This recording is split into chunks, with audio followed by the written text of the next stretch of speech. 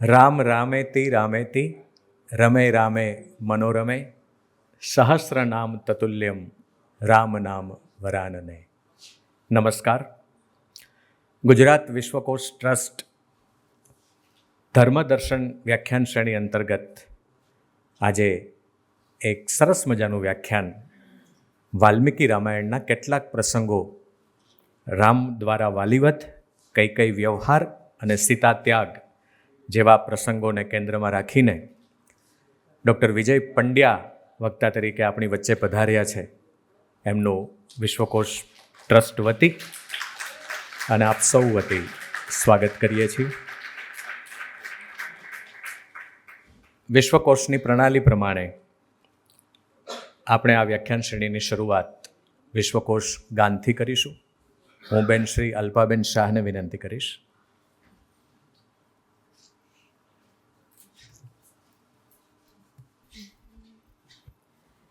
અહીં જ્ઞાન સૂર્ય સંચરે આપણું ચિત્ત પ્રકાશિત કરે.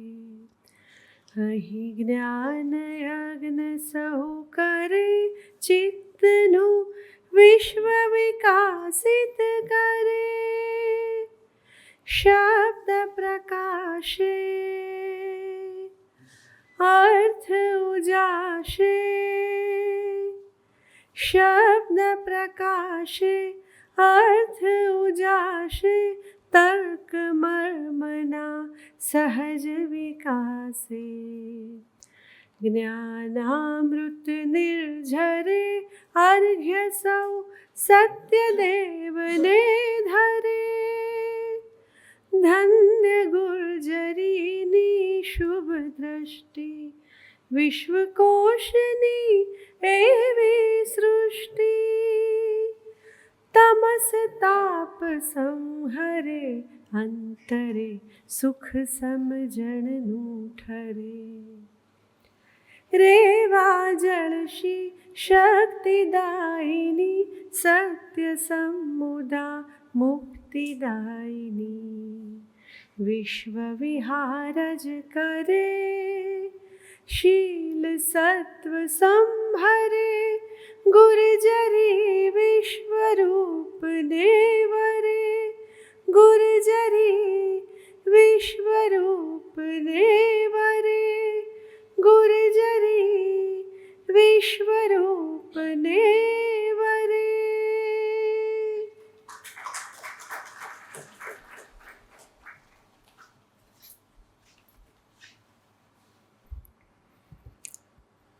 ગુર્જરી વિશ્વરૂપને વરે. કવિ શ્રી ચંદ્રકાંત શેઠ દ્વારા લિખિત આ વિશ્વકોશ ગાનને અલ્પાબેન શાહે પ્રસ્તુત કર્યું. અલ્પાબેન શાહ વર્ષોથી વિશ્વકોશ સાથે જોડાયેલા છે. કુમારપાળ સરના જ વિદ્યાર્થીની છે અને રવિવારે 10:30 વાગે આપણી ત્રીજી પેઢીને કામ લાગે એવું બાળ ગીત અને બાળ વાર્તા એ અમારી યુટ્યુબ ચેનલ ગુજરાત વિશ્વકોશ ટ્રસ્ટ અને અમારા ફેસબુક પેજ પરથી એ પ્રસારિત થતી હોય છે. એની લિંક અગાઉ આવી જાય, પણ એ તમે 10:30 પછી ગમે ત્યારે ઓપન કરીને સાંભળી શકો. તો આ એક સરસ કામ વિશ્વકોશમાં થઈ રહ્યું છે. 1985થી શરૂ થયેલું આ એક સોપાન મુરબ્બી શ્રી ધીરુભાઈ ઠાકર અને સાકલચંદભાઈ પટેલ, એક લક્ષ્મીપુત્ર અને એક સરસ્વતી પુત્ર, એ જોડાયા અને આપણને આ વિશ્વકોશ મળ્યો. તો આ વિશ્વકોશની જે કાંઈ ગતિ અને પ્રગતિ છે એના આપ સૌ સાક્ષી પણ છો. પણ વિશ્વકોશની આ બધી પ્રવૃત્તિ અને એમાં સમયાંતરે જે વ્યાખ્યાન શ્રેણીઓ અમે યોજીએ છીએ એ વ્યાખ્યાન શ્રેણી અને પર્ટિક્યુલર આજની ધર્મ તત્વદર્શન વ્યાખ્યાન શ્રેણી એ વિશે વાત કરવા માટે હું અમારા પ્રમુખ શ્રી કુમારપાળ દેસાઈ સરને વિનંતી કરું છું.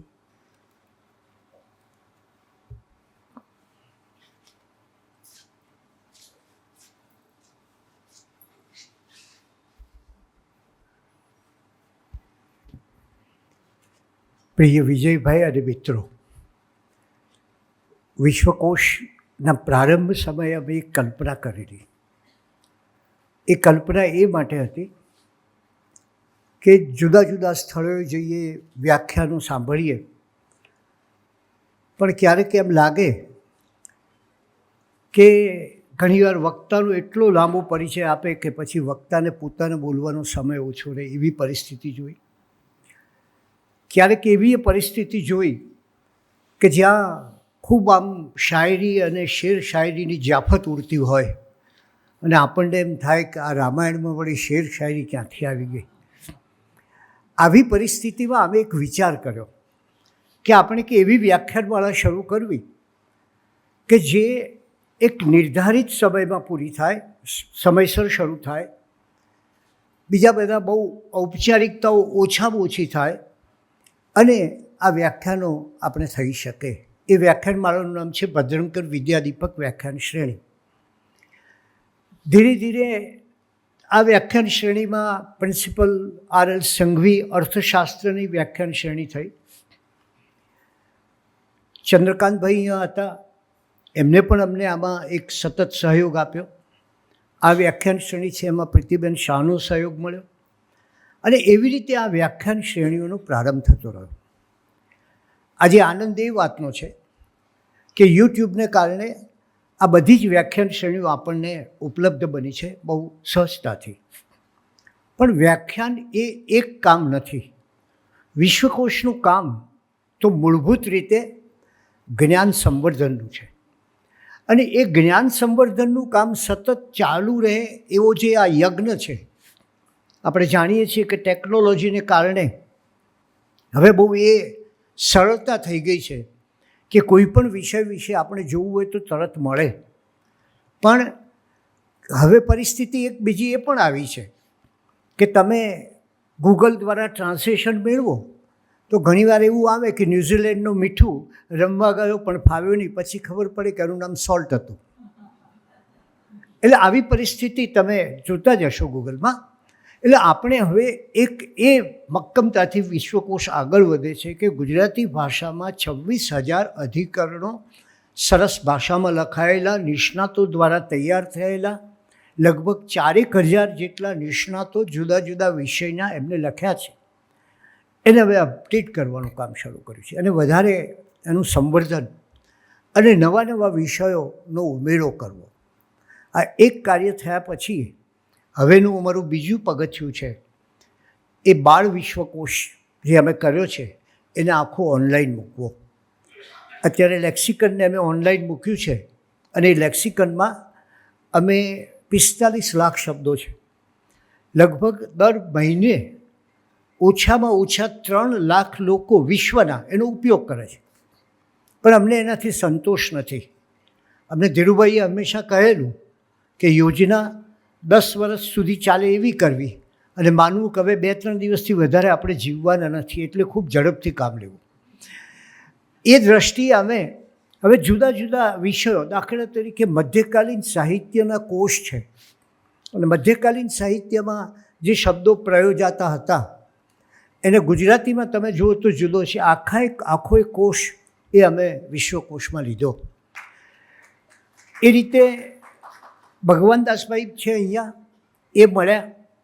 એટલે આપણે તો ઝડપમાં જ બેઠા છીએ આવા સારા માણસોને. આ માણસ આદિવાસી સાહિત્યનો એક શ્રેષ્ઠ વ્યક્તિ. એટલે અમે એમને કહ્યું છે કે તમે અમને ભીલી બોલી વિશેનો એક કોષ તૈયાર કરી આપો. આવા જુદા જુદા કોષ, એક સંસ્કૃત અને ગુજરાતી એનો કોષ પણ અત્યારે ચાલી રહ્યો છે. 3-4 અત્યારે ઓનલાઈન સંસ્કૃત કોષ મળવા મુશ્કેલ છે અને એ જે મળે છે બહુ નાના મળે છે. તો એ કોષ પણ અહીંયા આપણે એનો પણ પ્રારંભ કર્યો છે. એટલે આ રીતે જુદા જુદા ફલક ઉપર કામ કરવું અને એની સાથોસાથ લોકોને કંઈક વધારે ઉપયોગી થવા એવા કામો કરવા. કારણ કે આ માત્ર થોડાક વિદ્વાનો આવે, સંશોધન કરે તો બરાબર છે, પણ આવતી પેઢીનું શું? તો અહીંયા હવે એક યુવા વિશ્વ નામનો કાર્યક્રમ શરૂ કર્યો છે, અશ્વિનભાઈ સંભાળે છે. એવી જ રીતે જુદા જુદા કાર્યક્રમો દ્વારા, જુદા જુદા વર્કશોપ દ્વારા આ કામ આગળ વધારીએ છીએ. હમણાં અમે એક વર્કશોપ કર્યો, તમને બહુ આનંદ થશે જાણીને, ભય વિશેનો, ભય નિવારણનો વર્કશોપ. અને તમને આશ્ચર્ય થશે, એ ભાઈ છે એ યેલ યુનિવર્સિટીમાં પ્રોફેસર છે. એને અહીંયા 2 દિવસનો આ ભય નિવારણનો વર્કશોપ કર્યો. અને આપણને થાય કેવા કેવા લોકો, એકને રૂનો ભય હતો, એ રૂ જુએ અને બીક લાગે. તો કોઈકને ડ્રાઇવિંગનો ભય હતો, એ તો જો ઘણાનો હોય છે. કેટલાકને આપણે ભલે ગમે તે દલપતરામથી આ પરિસ્થિતિ છે, ભૂતનો ભય હતો. આવા બધા લોકોના ભય છે એને કઈ રીતે દૂર કરી શકાય એવો એક પ્રયાસ કર્યો. અને એ માત્ર અમે યુવાનો સુધી રાખેલું, પણ થયું એવું કે વૃદ્ધોએ કહ્યું વધારે ભય તો અહીંયા અમને છે, એના નિવારણની કંઈક ચિંતા કરો. એટલે હવે નવેમ્બર મહિનામાં અમે આ જે સિનિયર સિટીઝનો છે એના ભય નિવારણને માટે એ ભાઈને બોલાવ્યા છે અને કામ કરીશું. બ્રાહ્મી લિપિ જે સૌથી આપણી પ્રાચીન લિપિ છે એના વર્ગો પણ થોડા વખતમાં શરૂ કરીશું. આમ જુદા જુદા વર્ગોના લોકો આવે, પ્રૂફ રીડિંગનો ક્લાસ હોય, અત્યારે જોડણીના વર્ગો ચાલે છે. અને આ રીતે જુદી જુદી વ્યાખ્યાનમાળાઓ, જુદા જુદા આવા વર્કશોપ. એના ઉપરાંત હવે જે છેલ્લું અમારું હમણાંનું કામ છે એ છે કે અમારે વિદેશમાં જે લોકો જાય, આપણામાંથી બધા લગભગ અવારનવાર જતા હોય, ત્યારે જે પૌત્રો છે એમની સાથે કોઈ કોમ્યુનિકેશન નથી થતું, મોટો ગેપ રહે છે. તો વિદેશના વસતા જે આપણા ગુજરાતી પરિવારના બાળકો છે એમને ગુજરાતી ભાષા શીખવે એવા નાના નાના વિડીયો અમે અત્યારે તૈયાર કર્યા છે. એટલે આવા બધા ઘણા કાર્યક્રમો ચાલે છે. આ બધું ચાલે છે એનું કારણ તમારા સૌનો સહયોગ છે. અને સવિશેષ તો વિજયભાઈ આવ્યા. વિજયભાઈ સાથેનો મારો બહુ વર્ષોનો નાતો, ખૂબ પ્રેમ પરસ્પરનો. અને આવા વિદ્વાન આપણે ત્યાં છે, રામાયણના બહુ પ્રખર વિદ્વાન, સંસ્કૃત ભાષાના વિદ્વાન. હમણાં જ થોડા સમય પહેલાં હઠીસિંહની વાડીમાં એમને એક કરિકાલ સર્વજ્ઞ હેમચંદ્રાચાર્ય ચંદ્રક પણ આપવામાં આવેલો. એટલે આવા વિદ્વાન અને રામાયણ જેવા વિષય ઉપર આવે ત્યારે આપણને ખરેખર આનંદ થાય કે આ રામાયણ વિષય ઉપર એ શું કહેશે, રામ રાજ્ય કેવું હશે. તો અમારા હેમંતભાઈએ બહુ સરસ મજાનું રામ રાજ્ય ઉપરની કલ્પનાવાળું પુસ્તક પણ લખ્યું છે. આપ સૌ આવ્યા, આભાર.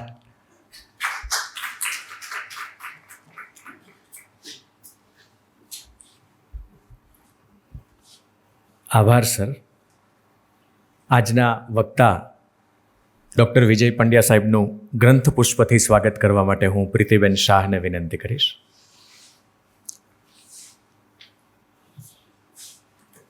પ્રીતિબેન શાહ ગુજરાત સમાચારમાં અવતરણ અને આજકાલ એ કોલમથી જાણીતા છે.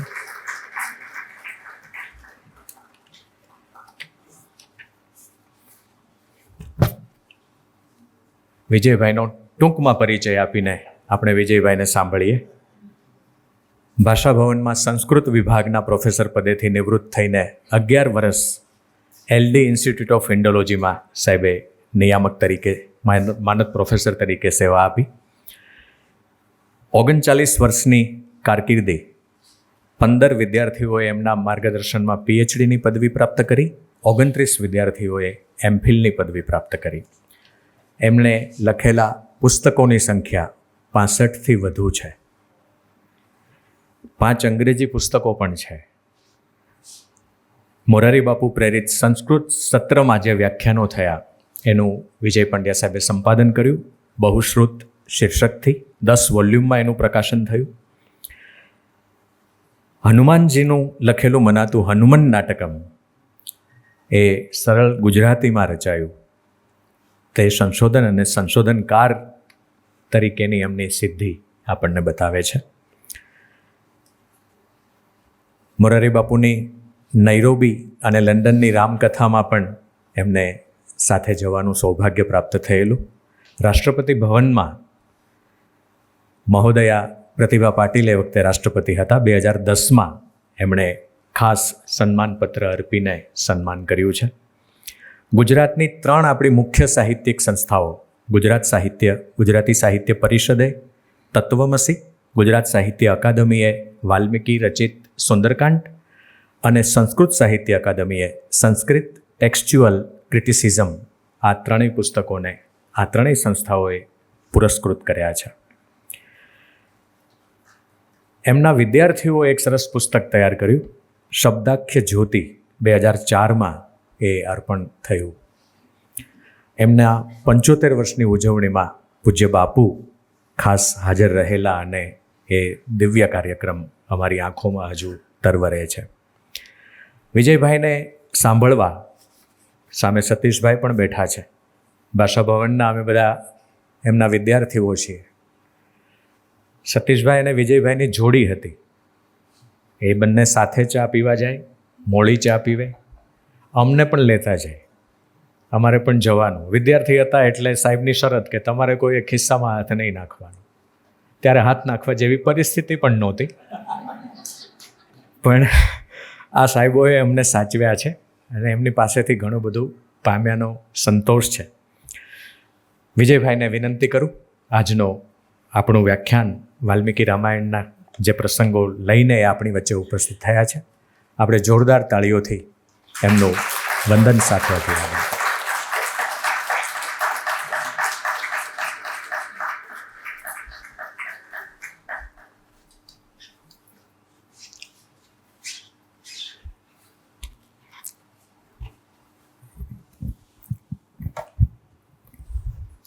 શ્રી રામચંદ્ર ચરણૌ મનસા સ્મરામિ.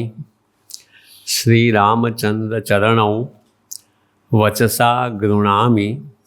શ્રી રામચંદ્ર ચરણૌ શિરસા નમામિ. શ્રી રામચંદ્ર ચરણૌ શરણમ પ્રપદ્યે. આદર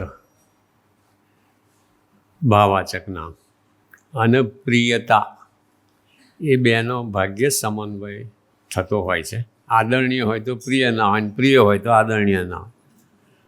પણ જેમાં એ સમન્વય થયો છે એવા કુમારપાળભાઈ સરસ સંચાલન કરતા મારા મિત્ર અશ્વિનભાઈ, પ્રીતિબેન. મને ઘણા વખત ઈચ્છા હતી પ્રીતિબેન મારો સત્કાર કરે, મજા આજે પ્રીતિબેન અમારો સત્કાર કર્યો. અને બધા મિત્રો બધા બેઠા છે, એ સૌને મારા નમસ્કાર, પ્રણામ. આજે જે 3 વિષયો લીધા છે, મેં અતિ ઉત્સાહમાં આવી જઈને આમ તો મેં 3 વિષયો લીધા. એમાં કઈકઈનું એક પાસું મેં લીધું છે. રામે કરેલો વાલીનો વધ એ બીજો વિષય છે. અને ત્રીજો રામે કરેલો સીતાનો ત્યાગ. આ દરેક વિષય એવો છે કે જેના પર ઘણું બોલી શકાય.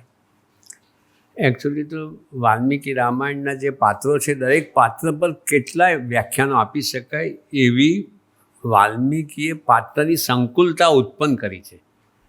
આપણે એમ સ્વાભાવિક રીતે એવી છાપ છે કે વાલ્મીકી રામાયણમાં તો શું હોય એમ,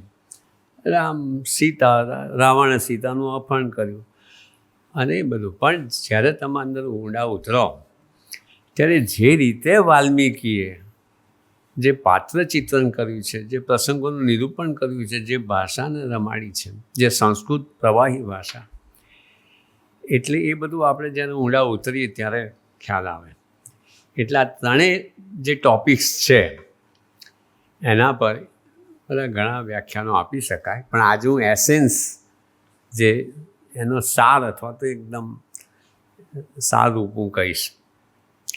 હવે જે કૈકેયીનું પાત્ર છે એના વિશે મેં આમ નક્કી કરેલું, એટલે અહીં જાહેરાતમાં તો એવો જગ્યાનો એ નહોતો, અવકાશ નહોતો, એટલે મેં પછી એમ જ લખ્યું. પણ કૈકેયીને શું જીવનમાં કદી પશ્ચાતાપ થયો છે? આપણને એવો પ્રશ્ન થાય. કૈકેયી એક એવું પાત્ર છે, તમે જોશો કે આપણા ભારત વર્ષમાં બધા નામો છે, કૌશલ્યા, સુમિત્રા, સીતા વગેરે નામો તો ઘણા મળે જ છે. બધી કન્યાઓને એ નામો પાડવામાં આવે છે. કોઈ દિવસ કૈકેયીનું નામ તમને જોવા નહીં મળે કે કૈકેયીનું કોઈ નામ પડેલું હોય એવી કોઈ કન્યા કે એવી મહિલા આપણને મળે નહીં. એટલું બધું બદનામ નામ થયેલું છે કૈકેયીનું. એટલે જો કે વાલ્મીકીએ એવું સરસ પાત્ર ચિત્રણ કર્યું કે કૈકેયી એટલી બધી બદનામ થઈ ગઈ, તો આપણને એમ થાય કે જે, અને વાલ્મીકી રામાયણ તો બહુ મોટા પટ ઉપર વિસ્તરેલું મહાકાવ્ય છે.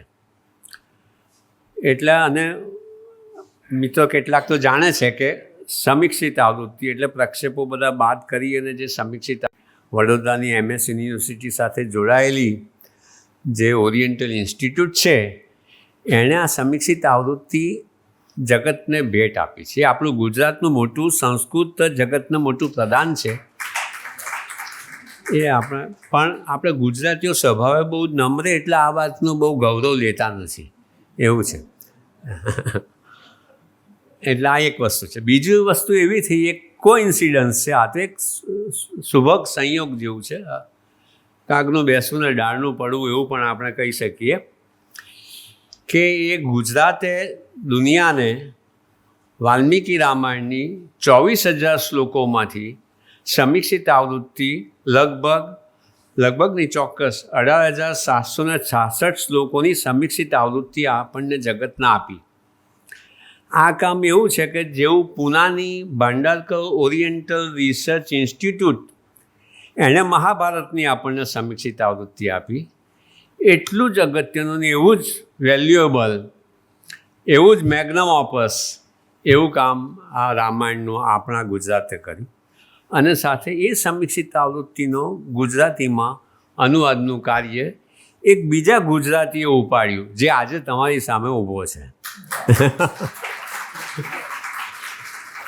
એટલે એ પણ એક શુભક સંયોગ છે કે ગુજરાતે સમીક્ષિત આવૃત્તિ આપી અને આખા દેશની બધી જ પ્રાદેશિક ભાષાઓમાં ગુજરાતીમાં આ સમીક્ષિત આવૃત્તિનો અનુવાદ, મેં અનુવાદ પૂરો જ કર્યો છે.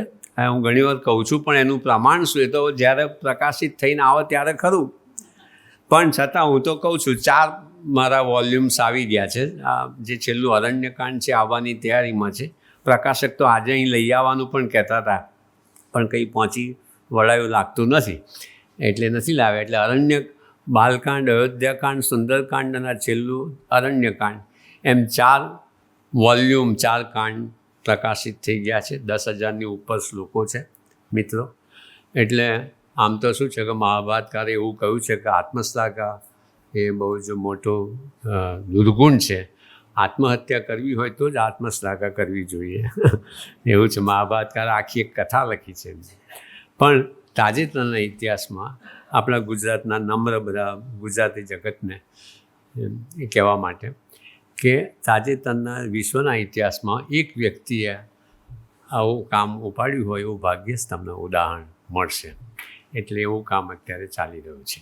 એટલે એમાં આ કૈકેયીનું પાત્ર જે છે, તો કૈકેયીને કદાપી પશ્ચાતાપ થયો છે એમ, એણે આટલું બધું આવું કર્યું અને એની જે આખી જે રીતે વાલ્મીકી જે રીતે પાત્રનું ઉન્મિલન કરે છે, જે રીતે પાત્રનો ઉઘાડ કરતા હોય છે, એ પણ અદ્ભુત છે. બધી વિગતોમાં જવાનો અત્યારે અવકાશ નથી, પણ એની એક મુખ્ય વાત હું તમને કહું કે આ પશ્ચાતાપ થયો છે કે કેમ.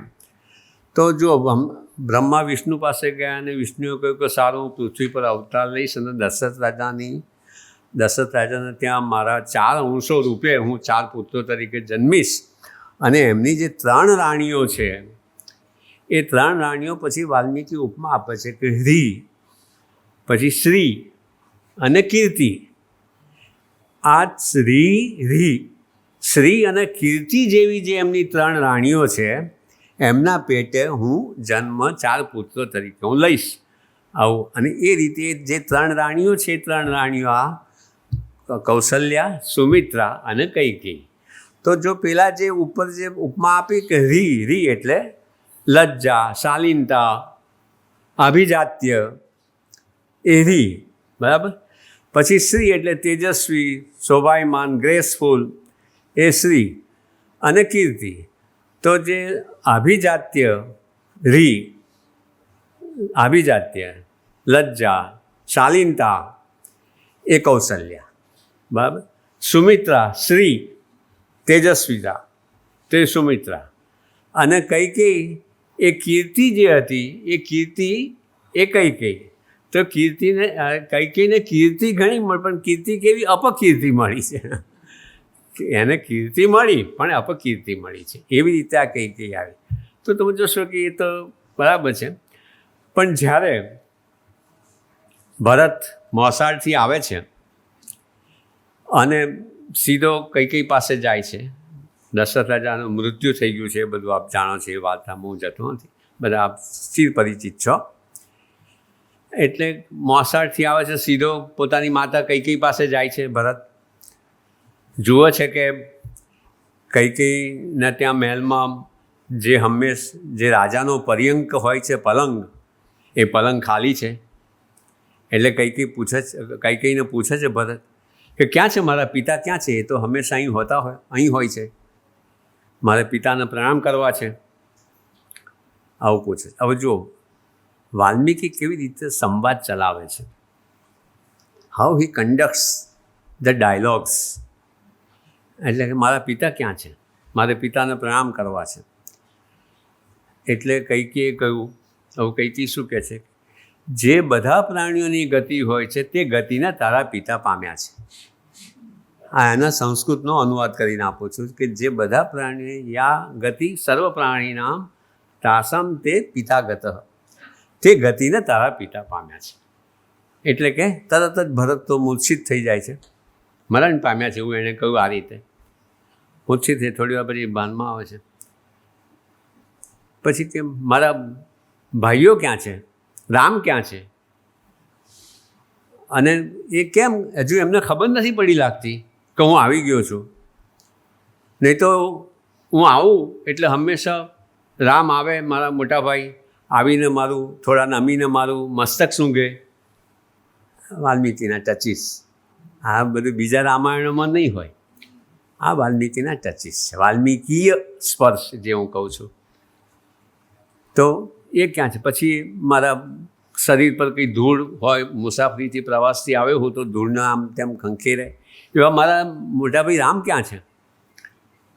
અને કહે છે કે મારા પિતાને આવું થયું તો શું એમને કોઈ વ્યાધિ થયેલો? કયો વ્યાધિ હતો? અને સારું છે કે મારા ભાઈઓ હતા તો એ પોતે સંસ્કાર, છેલ્લા અંતિમ સંસ્કાર કરી શક્યા. હું કમનસીબ, હું પાસે ન હતો તો શું એમને વ્યાધિ હતો? અને પિતાજી ગયા તો જતાં જતાં એમણે કંઈ મારા વિશે મને કોઈ સંદેશો આપ્યો ખરો? એટલે કંઈ આગળ કહે છે કે એ તો બસ એમની છેલ્લી ઘડીઓ હતી એમાં એ તો કહે છે કે હા રામ, હા સીતા, હા લક્ષ્મણ એમ જ બોલ્યા કરતા હતા. અને પછી એમના છેલ્લા શબ્દો આ હતા. હવે કૈકેયી કહે છે, કૈકેયી કહે છે કે છેલ્લા શબ્દો દશરથના આ હતા. શું હતા? કે એ લોકો બળભાગી હશે. દશરથના શબ્દો, એ લોકો બળભાગી હશે કે જેઓ ઘણા વર્ષો પછી પાછા આવેલા રામ, સીતા અને લક્ષ્મણને જોશે. તમે જો આ કેવો શબ્દો, કેવી રીતે કૈકેયી ધીરે ધીરે સમાચારો આપી રહી છે, કેટલી સૂક્ષ્મ રીતે આપે. એટલે પછી કેમ એ જ લોકો ક્યાં ગયા હતા? એ લોકો પાસે નહોતા? આગળ પૂછે છે ભરત. એટલે કૈકેયી કહે છે કે એ લોકો તો રામ તો વલકલ પહેરીને સીતા સાથે, અને લક્ષ્મણ તો એમનો અનુચર છે, એટલે એ લોકો તો વનમાં ગયા. એક જે રીતે સમાચારોનું ઉદ્ઘાટન થાય છે, કૈકેયી જે રીતે ઉદ્ઘાટિત કરે છે, એટલે કેમ એ લોકો વનમાં ગયા? આગળ ભરતનો સવાલ કે કેમ વનમાં ગયા છે? શું રામે કોઈ અપરાધ કરેલો? શું કોઈ બ્રાહ્મણનું ધન હરેલું? શું કોઈ પરસ્ત્રી સામે કુદ્રષ્ટિ કરેલી?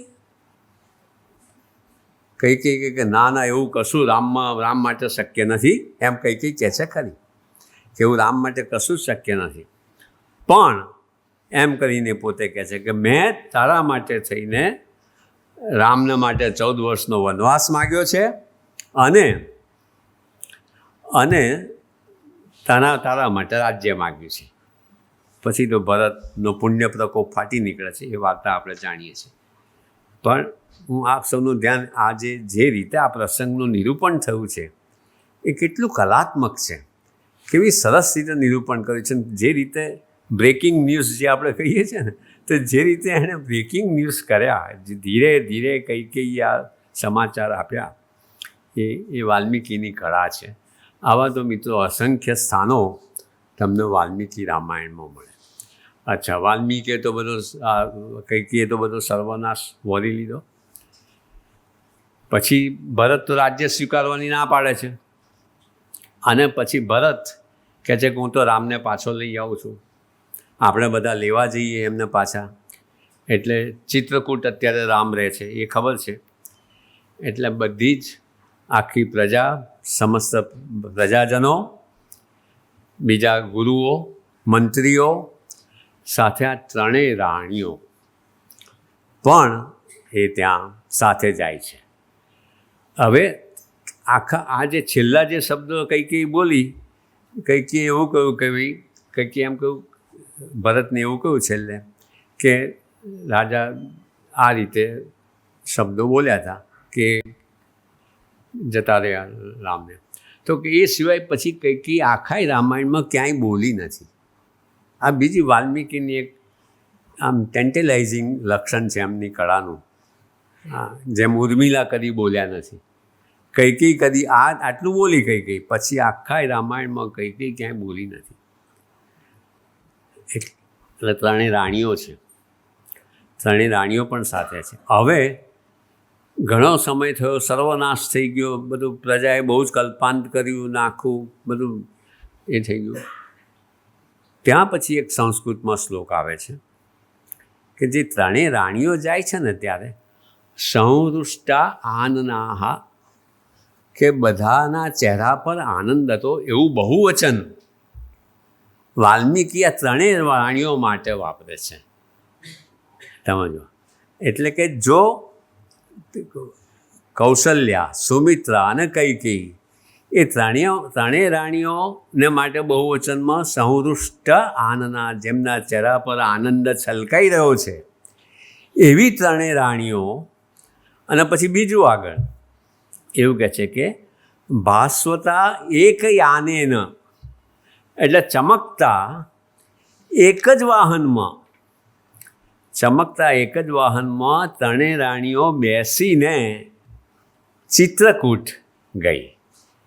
એટલે આના પછી આ જે શ્લોક છે, હવે જુઓ તમે બરાબર ધ્યાનથી ન વાંચો, ગમે એટલું આપણે ધ્યાનથી વાંચીએ તો પણ એના પરની ટીકાઓને ન જોતા હો, ટીકાકારો એટલું સરસ, એટલું બધું રામાયણમાં કામ બાકી છે સતીશભાઈ, એટલું બધું ટીકાઓનો કોઈએ હજુ અભ્યાસ નથી કર્યો.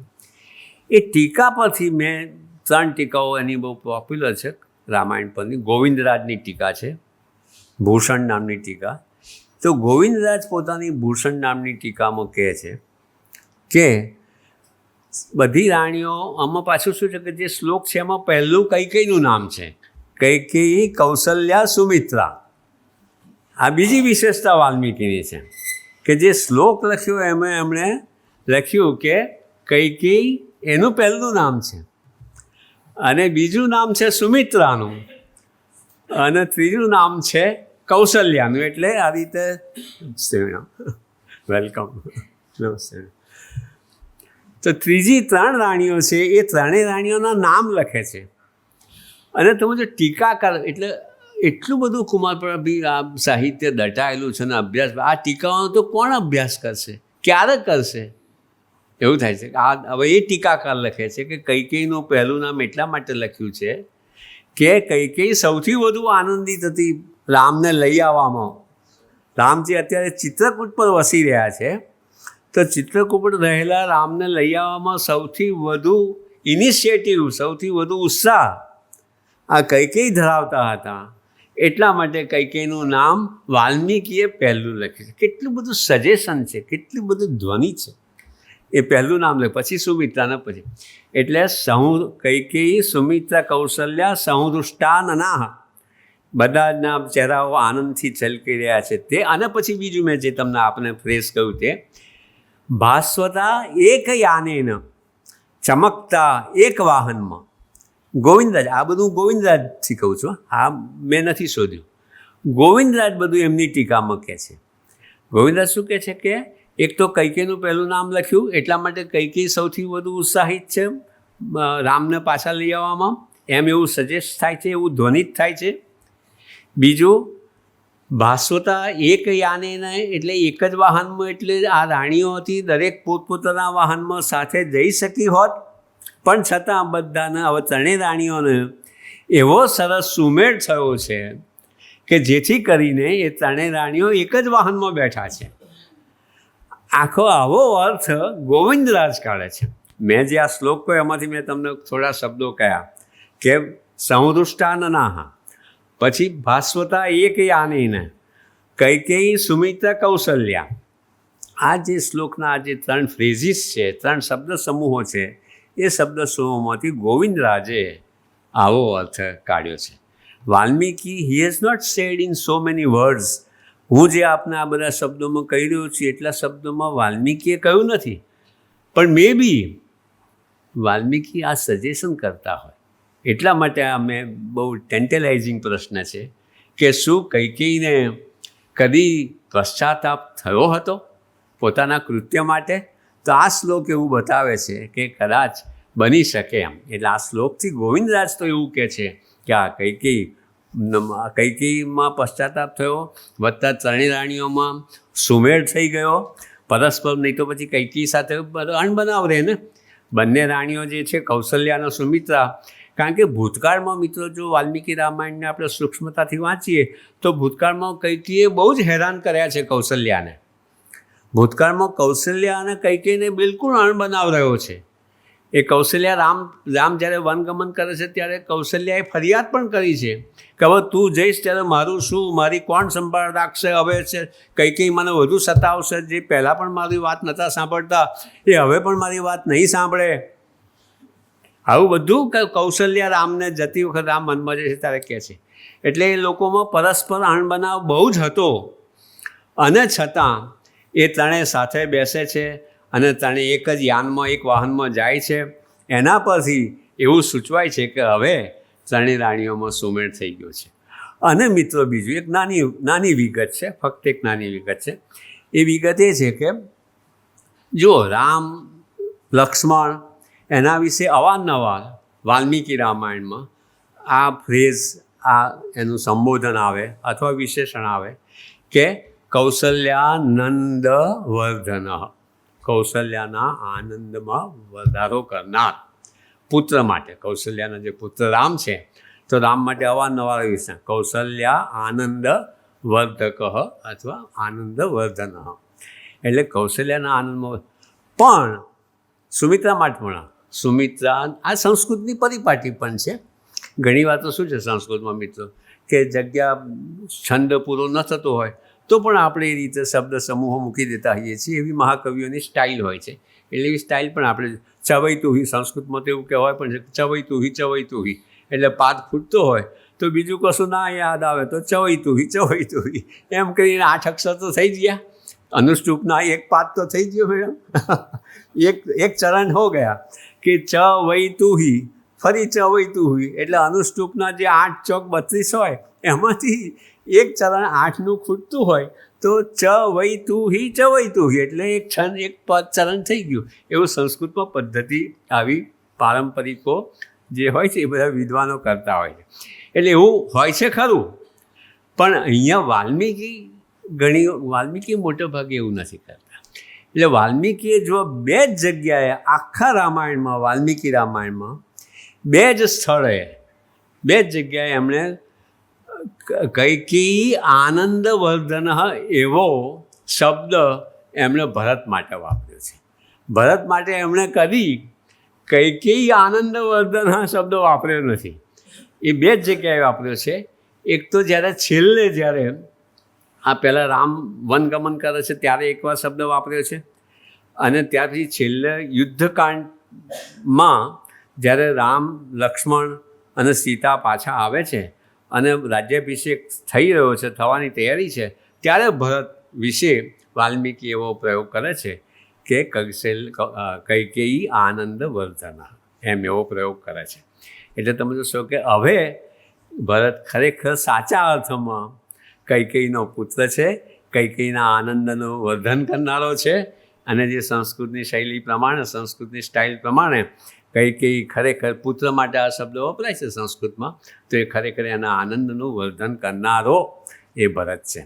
એટલે તમે જોશો કે વિશેષણો વાપરવામાં કેટલી બધી ઇકોનોમી, કેટલી બધી કરકસર આમ તો સંસ્કૃત ભાષા તો શું છે કે અતિશયોક્તિ માટે જાણીતી છે. સંસ્કૃતવાળાઓ પણ અતિશયોક્તિ અમથા કરતા હોય છે. એ સંસ્કૃતવાળાને એ સ્વભાવ જાણીતો હોય. પણ છતાં તમે જોશો કે વાલ્મીકીનું જે આ રામાયણ છે, એ રામાયણમાં એમણે એટલી બધી કલાત્મક રીતે આ વાત કરી છે. એટલે મિત્રો હું ઘણી વાર સતીશબેન તો હંમેશા વાત કરતો હોઉં છું કે વાલ્મીકી રામાયણનો આપણે બધો જ અભ્યાસ કર્યો, બધું જ ઘણી પ્રકારની રીતે એનો અભ્યાસ થાય છે, થયા કરશે. પણ એ જ એક મહાન મહતી કલાકૃતિ છે, એનો હજુ આપણે અભ્યાસ જોયો જ નથી, કર્યો જ નથી. જેમ મેં તમને આ વસ્તુ કહી, આ કેટલી મહત્ત્વની વાત છે કે કૈકેયી આનંદવર્ધન શબ્દ આખા વાલ્મીકી રામાયણમાં 2 જ વાર, જ્યારે સંસ્કૃતમાં પરિપાટી જ હોય છે કે વારંવાર ચોકઠું ખૂટે શબ્દ તો મૂકી દો, આનંદવર્ધન મૂકી દો, પણ તેમાં 2 જ વાર વાલ્મીકી આ શબ્દનો આખો 18,766 શ્લોકો સમીક્ષિત આવૃત્તિના 18,766 શ્લોકોમાં ફક્ત 2 વાર એમણે આ પ્રયોગ કર્યો. એટલે આ જે શ્લોક છે મેં જે તમને કહ્યું તે પ્રમાણે, અને ગોવિંદરાજની ટીકાની મદદથી હું એવું કહેવાનું સાહસ કરું છું કે કૈકેયીનું આ રીતે થોડું પરિવર્તન થયું છે અને કૈકેયીને પશ્ચાતાપ થયો. હવે વાલ્મીકી એ બધું બતાવવા રહેતા નથી, રોકાતા નથી. એને ઘણું કહેવાનું છે. આ તો મહાકાવ્ય છે, ઇટ્સ એ ગ્રેટ વર્ક. એટલે એ કે આવી નાની નાની વાતો બતાવવા નથી રોકાતા, એ તમને ખાલી સજેશન કરે છે, ખાલી સૂચન કરી દે છે. એવું વાલ્મીકી કૈકેયી માટે કર્યું હશે. આ ધ્વનિથી, આ શ્લોકના આધારે હું કહું છું. એટલે મારું મૂળ તો અશ્વિનભાઈ આ વિષય હું એમ આપવાનો હતો કે કૈકેયીને કદાપી પોતાના કૃત્ય માટે પશ્ચાતાપ થયો છે ખરો? તો તમે આટલું મેં જે નિરૂપણ કર્યું, બીજી બધી ઘણી કૈકેયીની વાતો છે, એમાં નથી જતા આપણે. આખે આ મુદ્દો એસેન્સ, જે હું તમને કહું ને એસેન્સની આ વાત કરું છું. એટલે આ એક મારો મુદ્દો અહીંયા પૂરો થાય છે કે કૈકેયીને પશ્ચાતાપ થયો છે, કૈકેયીને બદલાયું છે એનું ચિત્ત, અને કૈકેયી ત્રણેય, આમ તો વાલ્મીકી રામાયણમાં દશરથ રાજાને અંદર આંકડો આવે છે વાલ્મીકી રામાયણમાં 350 રાણીઓ હતી, 350, 350 દશરથ રાજાની રાણીઓ હતી. રામ જ્યારે વનગમન કરે છે ત્યારે રામ પોતે દશરથ 350 રાણીઓ બધી આવી હોય છે, અને રામ એ બધી રાણીઓને પગે લાગે છે માતા તરીકે, અને કહે છે કે મારાથી કંઈક બોલી જવાયું હોય, કંઈક અવળું ગમે તે કોઈ અશિષ્ટતા થઈ હોય તો હે માતાઓ મને ક્ષમા કરજો. આ રામ છે મિત્ર, આ રામનું વ્યક્તિત્વ છે. 350 રાણીઓ, એ 350 રાણી તો રામ ભાગ્યે જ મળ્યા હોય, પણ છતાં રામ જતી વખતે આ પ્રકારનું કહે છે. એટલે આ એક વાત કૈકેયીની વાત થઈ. બીજી વાત જે છે, બીજી પણ હું તો બધું ઝડપથી કહી દઉં છું. બીજી વાત જે છે madam, Raviben, you are most welcome. તમે આવી ગયા, મને બહુ જ આનંદ થયો. Really welcome to Gujarat also. આપણને એકદમ સરસ ગુજરાતને મોટું ખોઈ બેઠેલા આપણે એમને પાછા આવી ગયા છે. જયંતિ રવિ મેડમ, તો આઈ વેલકમ. તો બીજો મુદ્દો એ છે કે વાલીનો વધ. હવે આ બીજો મુદ્દો એકદમ મિત્રો બધી બહુ લાંબી વાર્તામાં જતો નથી. આપ સૌ એકદમ વિદગ્ધ શ્રોતાઓ છો, એટલે બીજી બધી વાર્તા કહેવામાં હું જતો નથી. મુખ્ય વાત પર જ જાઉં છું પરિમલભાઈ, એટલે મુખ્ય વાત પર જાઉં છું. અને એ વાત એ છે કે વાલીનો વધ રામે જે કર્યો, તો એમાં કેટલાક પ્રશ્નો છે. એ પ્રશ્નો વિશે એટલે બહુ ટૂંકમાં, અને જે સીધું એસેન્સ રૂપે કહેવાય એ હું કહું છું તમને. કે એક તો ઘણા જે વાલ્મીકીનો જે રામાયણ છે અને જે રામકથા છે, એમાં રામ વિશે સતત જેના વિશે પ્રશ્નો ઉઠાવી શકાય, ક્વેશ્ચનેબલ, કે રામે કેમ આવું કર્યું, નિંદનીય, રામના આ વ્યવહારની આપણે નિંદા કરી શકીએ, એની આલોચના કરી શકીએ, ટીકા કરી શકીએ. આવું ટીકાપાત્ર કામ કેમ રામે કર્યું, આવું કેમ કર્યું? રામે વાલીનો ઝાડની પાછળ, વૃક્ષની પાછળ, એક ઝાડીની પાછળ છુપાઈને રામે વાલીનો વધ કેમ કર્યો? અને આ કાયમ માટે મિત્રો તમે જોશો કે વાલી અને રામાયણમાં આ કાયમ માટે એમની સામે, રામના વર્તન સામે ઉઠાવાતો પ્રશ્ન છે. ઘણી તરહ એમના બે ત્રણ રામના જે કાર્યો છે, બે ત્રણ કાર્યો જે છે એ કાર્યો વિશે હંમેશ માટે એની ચર્ચા થાય છે, એની ટીકા થાય છે, એની આલોચના થાય છે. જેમ કે રામે કરેલો સીતાનો ત્યાગ, તો એ પણ એવો, રામે શંભુકનો વધ કર્યો, તો એ પણ શંભુકનો વધ કેમ એમણે આવી રીતે કર્યો તે એક પ્રશ્ન છે, એ પણ મોટો પ્રશ્ન છે. રામે સીતાનો ત્યાગ કર્યો તો એ પણ એક મોટો પ્રશ્ન છે. રામે વાલીનો આવી રીતે વૃક્ષોની પાછળ, ઝાડીની પાછળ છુપાઈને કેમ વધ કર્યો એ પણ મોટો પ્રશ્ન છે. તો જ્યારે મળે છે સુગ્રીવ, હનુમાન અને રામ, અને બંને વચ્ચે મિત્રતાના સોગંદ લેવાય છે. બહુ ટૂંકમાં વાત કહું છું કે વાલી અને સુગ્રીવ અને રામ બંને વચ્ચે મિત્રતાના સોગંદ, અગ્નિ સળગાવે છે, અગ્નિની સાક્ષીએ બંને વચ્ચે મિત્રતાના સોગંદ લેવાય છે. એ બધું અંદર આવે છે. અને રામ, હનુમાન છે, સુગ્રીવની વાત કરે છે. સુગ્રીવ એ પણ કહે છે કે મારી પત્નીનું મારા ભાઈએ અપહરણ કર્યું છે, મારા ભાઈએ એને છીનવી લીધી છે મારી પાસેથી, મારું રાજ્ય છીનવી લીધું છે. અને રામની પણ વાત થાય છે, લક્ષ્મણ સાથે છે, એટલે રામની પણ પત્નીનું અપહરણ રાવણે કર્યું છે. એટલે બંને એક રીતે જોઈએ તો સમદુખિયા ભેગા થયા છે. બંનેની પત્નીઓ, એકની પેલા એના મોટા ભાઈએ પત્નીને છીનવી લીધી છે, અને રામની પત્ની જે સીતા છે એનું અપહરણ રાવણે કર્યું છે. એમાં બંને એક રીતે જોઈએ તો સમદુખિયા ભેગા થયા છે, અને આ રીતે મળે છે. અને પછી રામ જ્યારે મળે છે ત્યારે આ સુગ્રીવે પોતાની આ વિતક કથા કહી, એટલે પછી રામે કહ્યું કે હું એનો વધ કરીશ. કે મમ નિશિતાહ શરાહ અમોઘાહ, મારા, તમે જો સાંભળ, હું વાલ્મીકી રામાયણના આધારે, એટલે જે આપણી ક્રિટિકલ એડિશન છે, સમીક્ષિત આવૃત્તિ છે, એ સમીક્ષિત આવૃત્તિના આધારે હું આ ચર્ચા કરી રહ્યો છું કે હું કહે છે મમ અમોઘાહ નિશિતાહ શરાહ, મારા જે બાણો છે અમોઘ છે, બહુવચન છે મિત્રો, ધ્યાનમાં રાખજો.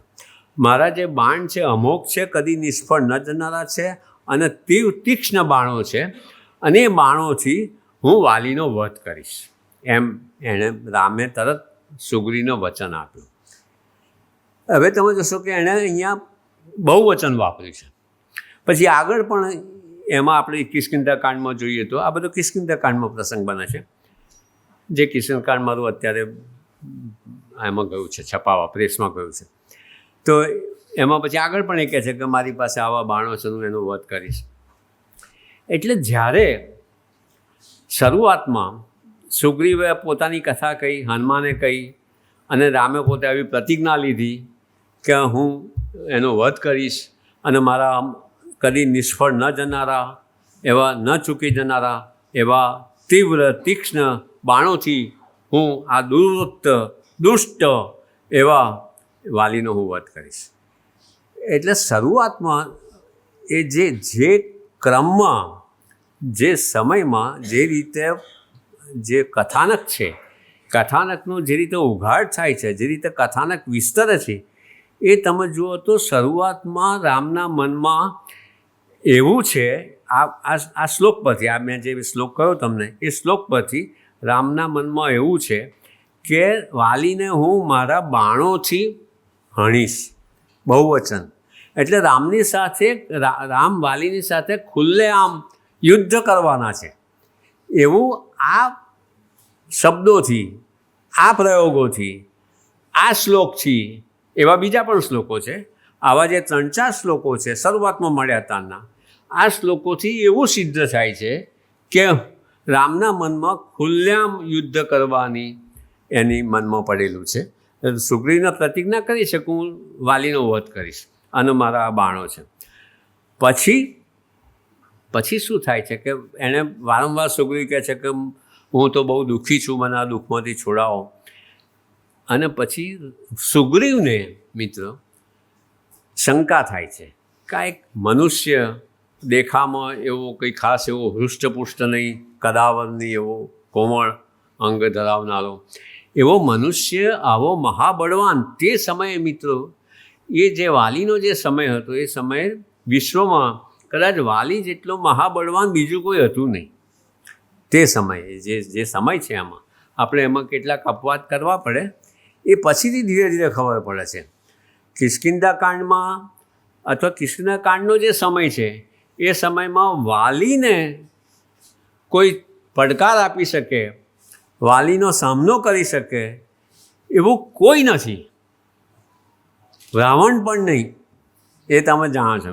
રાવણ પણ વાલીનો પડકારી શકે એમ નથી, કારણ કે રાવણને એણે બગલમાં દબાવી એ જવારે સંધ્યા કરવા વાલી જતો હતો, સવારની સંધ્યા કરવા, ચારે સમુદ્રો અને ચારે સમુદ્રમાં દરરોજ સંધ્યા કરે, અને સંધ્યા કરે ત્યારે પાછળ પેલો રાવણ આવતો હતો, તો એને પાછળથી જોતો હતો કે રાવણ આવે છે, નજીક આવે એટલે રાવણને દબાવી દીધો પોતાના બગલમાં, અને પછી આખી સંધ્યા બધી ચારે સમુદ્રોની ફરી પ્રદક્ષિણા કરી અને પોતાના ઘરે લઈ ગયો રાવણને ઘરે લઈ ગયો. રાવણ ત્યાં મહિનો માસ એને રાખ્યો રાવણને.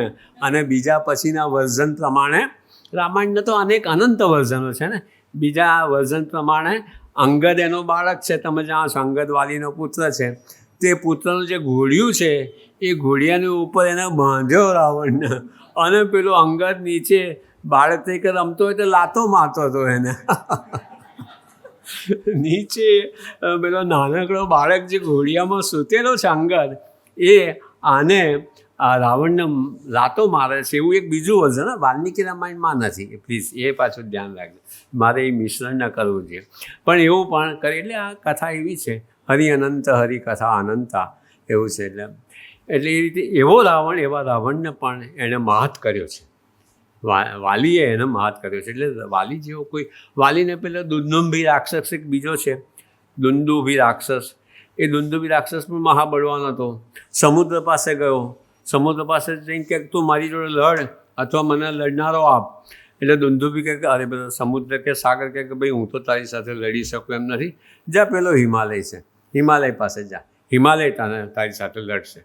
એટલે પાછો દુંદુભી રાક્ષસ જે છે એ હિમાલય પાસે ગયો, હિમાલયને કહ્યું કે તું મારી સાથે લડ. એટલે પાછો દુંદુભી પેલો હિમાલય કહે છે કે હું બી તારી સાથે લડી શકું એમ નથી, તું જો તારી સાથે લડી શકે એવો, તારો પડકાર ઝીલી શકે એવો એક જ માણસ છે, અને તે વાલી છે. એટલે દુંદુભી પછી વાલી પાસે આવે છે. વાલી અને દુંદુભીએ પહેલાં તો ભેંસનું રૂપ લીધું છે, મોટો મહિષ, પાડાનું રૂપ લઈને આવ્યો છે. અને એ લોકોનું ઘણા સમય સુધી યુદ્ધ ગુફામાં ચાલ્યું, એ બધી વાત ટૂંકમાં કહું છું. અને પછી ત્યાં વાલીએ એને હણ્યો, બહાર સુગ્રીવનો ઊભો રાખ્યો હતો કે હું ના આવું બહાર ત્યાં સુધી તું જતો નહીં. અને ત્યાં શું થયું કે પેલા એ લોકોને તો લડવામાં બહુ સમય ગયો, અને પછી લોહી નીકળવા માંડ્યું, લોહીની ધારા વહેવા માંડી. એટલે સુગ્રીવને થયું કે મારો ભાઈ મરી ગયો લાગે છે, હણાઈ ગયો લાગે છે. એટલે ગુફાના મુખે મોટું ખડક મૂકી અને પોતે ઘેર જતો રહ્યો. બીજા બધા કિષ્કિંધાના બધા મંત્રીઓ અને બધા સગાવાલાએ કહ્યું કે રાજા વગરનું રાજ્ય સારું નહીં, તમે રાજા બની જાઓ. એની ઈચ્છા ન હતી છતાં પણ એ રાજા બની ગયો, વાલીની જગ્યાએ બેસી ગયો. અને પછી વાલી આવે છે ને વાલી એને બરાબર ફટકારે છે ને એને કાઢી મૂકે છે. એ દુંદુભી રાક્ષસ એટલો બધો બળવાન, એટલે હવે પેલો સુગ્રીવ છે એને શંકા થાય છે કે રામ આવા મહાબળવાન વાલી સામે કેવી રીતે લડી શકશે. એટલે પહેલાં તો એ બતાવે છે દુંદુભી, કિષ્કિંધા નગરીમાં આ લોકો આવ્યા છે કે આ એની આગળ બહાર એ કહે છે કે આ જે રાક્ષસ છે દુંદુભી રાક્ષસ, એના હાડકાનો ઢગલો, સુકાયેલા હાડકાનો માળો પડ્યો છે, ઢગલો પડ્યો છે. જ્યારે વાલી જીવતો હતો, વાલીએ જ્યારે દુંદુભીને માર્યો ત્યારે મરેલા દુંદુભીના શબને વાલીએ પોતાના પગથી એક લાત મારી અને એક જોજન દૂર એને એ શબને ફેંકી દીધેલું. અને એના લોહીના છાંટા જ્યારે યુદ્ધ થયું ત્યારે, દ્વંદ્વ યુદ્ધ બંને વચ્ચે થયું ત્યારે, અને જ્યારે શબને આ રીતે ફેંક્યું ત્યારે એના લોહીના છાંટા મતંગ ઋષિના આશ્રમમાં ઋષ્યમુખ પર્વત ઉપર પડ્યા. એ ઋષ્યમુખ પર્વત પર મતંગ ઋષિના આશ્રમમાં પડ્યા. એટલે મતંગ ઋષિએ કહ્યું કે કોણે આવી ધૃષ્ટતા કરી છે, જે અહીં આવશે એનું મરણ થશે અહીંયા. એટલે ઋષ્યમુખ પર્વત પર કદી વાલી જઈ શકતો નથી, કારણ કે જાય તો એનું ત્યાં મરણ થાય એવું પેલા ઋષિએ શાપ આપ્યો છે. એટલા સુગ્રીવને બીજા 4 વાનરો છે સાથે, બીજા 4 એમ 5 જણ ત્યાં ઋષ્યમુખ પર્વત પર રહે છે. 5 વાનરો ત્યાં રહે છે હંમેશમાં જ. આ 5 જ છે એમની સાથે. સુગ્રીવ જોડે બીજા 4 છે, નલ, નીલ, હનુમાનજી અને તાર કરીને એક બીજો વાનર છે. તાર, નલ, નીલ અને હનુમાનજી આ 4 અને પોતે સુગ્રીવ, એમ 5 વાનરો એ ત્યાં ઋષ્યમુખ પર્વત પર આશરો લઈને બેઠા છે, કારણ કે અહીં વાલી આવી શકે એમ નથી. તો પાછા આપણે મૂળ વાર્તા સાથે, તો સુગ્રીવે કહ્યું કે જો આ સબના હાડકાં છે અત્યારે તો પડ્યા છે, અને વાલીએ જે લાત મારી હતી અને 1 યોજન દૂર આવીને અહીં પડ્યા છે, હવે આને તમે લાત મારો, હા તમે કેટલે પહોંચાડી શકો છો એ જોઈએ. એટલે રામે પોતાના ફક્ત પગના અંગૂઠાથી 10 યોજન દૂર હાડકાનો માળો આખો ઉકાળેલો જે ઢગલો હતો એ દૂર ફેંકી દીધો. તો આ એટલી અદ્ભુત વાર્તાઓ, ફેન્ટેસી પણ છે, બધી મજાની વાર્તા. હવે જુઓ સતીશભાઈ, હવે સુગ્રીવ શું કહે છે? રવિ જયંતિભાઈ નવો જો શું કહે? સુગ્રીવ કહે છે, અરે પેલા વાલીએ તો ત્યારે દુંદુભી હતો, એ તો મરેલો હતો, લોહી ચામ માંસ વગેરેથી ભરેલો હતો, એટલે ભરાવદાર શરીર હતું, એને છતાં એણે તો આવી રીતે ઉછાળીને આટલે મૂક્યો. અત્યારે તો સૂકું ઘાસ જેવો થઈ ગયો છે. આ દુંદુભી રાક્ષસ છે, એના હાડકાનો માળો અત્યારે ઘાસ જેવો છે, હલકો થઈ ગયો છે. એટલે તમે ભલે 10 યોજન દૂર કરી દીધું હોય, ફેંકી દીધો હોય, પણ એથી કંઈ તમારી અને વાલીના બળની સરખામણી થઈ શકે નહીં. તમે વાલીથી ચડિયાતા છો એનો ખ્યાલ આવે નહીં આ પ્રસંગથી. એમ સુગ્રીવ આવું જરાક સારી રીતે, હું એક રફલી કહું છું એવી રીતે નહીં, પણ સુગ્રીવ જરાક સારી રીતે પણ આવું બધું રામને કહે છે કે આ તો આવી. એટલે પછી બીજી કસોટી આપે છે, બીજી કસોટી રામને આપે છે કે જુઓ કે છે કે આ 7 સાલના વૃક્ષો છે, ઊંચા સાલ વૃક્ષો છે, એમાં વાલી જ્યારે પણ એને મનમાં એવું આવતું ત્યારે એક વૃક્ષને હલાવે, ઊંચું જબરજસ્ત વૃક્ષ એને નીચેથી હલાવે અને બધા જ પાંદડા નીચે ખરી જાય અને સાવ વૃક્ષ પાંદડા વગરનું પર્ણહીન થઈ જતું. એવી વાલીની તાકાત હતી. તો તમે શું કરી શકો છો આમાં? એટલે પછી રામે બાણ લીધું, બાણ લઈ અને બાણ ચડાવ્યું પણસ પર અને છોડ્યું, અને 7 સાલના વૃક્ષોને એક બાણથી વીધી નાખ્યા. કેટલી તાકાત હશે! આમ એક કલ્પના છાતો ફેન્ટેસી છે, પણ રામે તો બધું કર્યું જ હોય, એમાં કંઈ ફેન્ટેસી પણ નથી. રામ બધું જ કરી શકે છે, મારા રામ. એટલે એ તો કરી, એટલે 7 વૃક્ષોને એક જ બાણથી વીધ્યા. વીધીને પાતાળમાં બાણ ઘૂસીને પાતાળમાંથી બહાર નીકળી પાછું રામના ભાથામાં સમાઈ. આ પરાક્રમ જોયું રામનું, એટલે સુગ્રીવ હવે કે આપ તો ગમે તે કરી શકો છો, આપની સામે ઇન્દ્ર પણ ટકી શકે એમ નથી, કોઈ આ જગતનું કોઈ પણ, એમ કરીને પછી એને વિશ્વાસ બેઠો. અને પછી રામ તે વખતે પણ કહે છે કે હવે હું વાલીનો વધ કરીશ, દુરાચારી એવા વાલીનો વધ કરીશ. એટલે એણે પછી રામે કહ્યું કે તું જા અને તું એમને પડકાર ફેંક, તારા ભાઈને વાલીને પડકાર ફેંક, અને તમે બે લડો, અને તમે જ્યારે લડતા હશો ત્યારે હું બાણ મારીશ. હવે શું થયું છે કે આ કર્યા પછી જેમ સમય જાય છે, જેમ વાત થાય છે, સમય આગળ વધતો જાય છે, તેમ રામના મનમાં થોડુંક અનિશ્ચિતતા પણ આવતી હોય એવું વાલ્મીકીએ આલેખન કર્યું છે.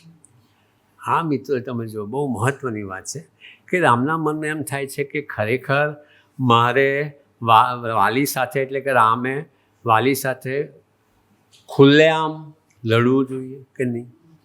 એમ રામને મનમાં એવી પણ શંકા થાય છે કે ખુલ્લેઆમ જો લડું તો એક બાણથી હણાય કે કેમ, તરત જ એનો ફેંસલો આવી જાય કે કેમ.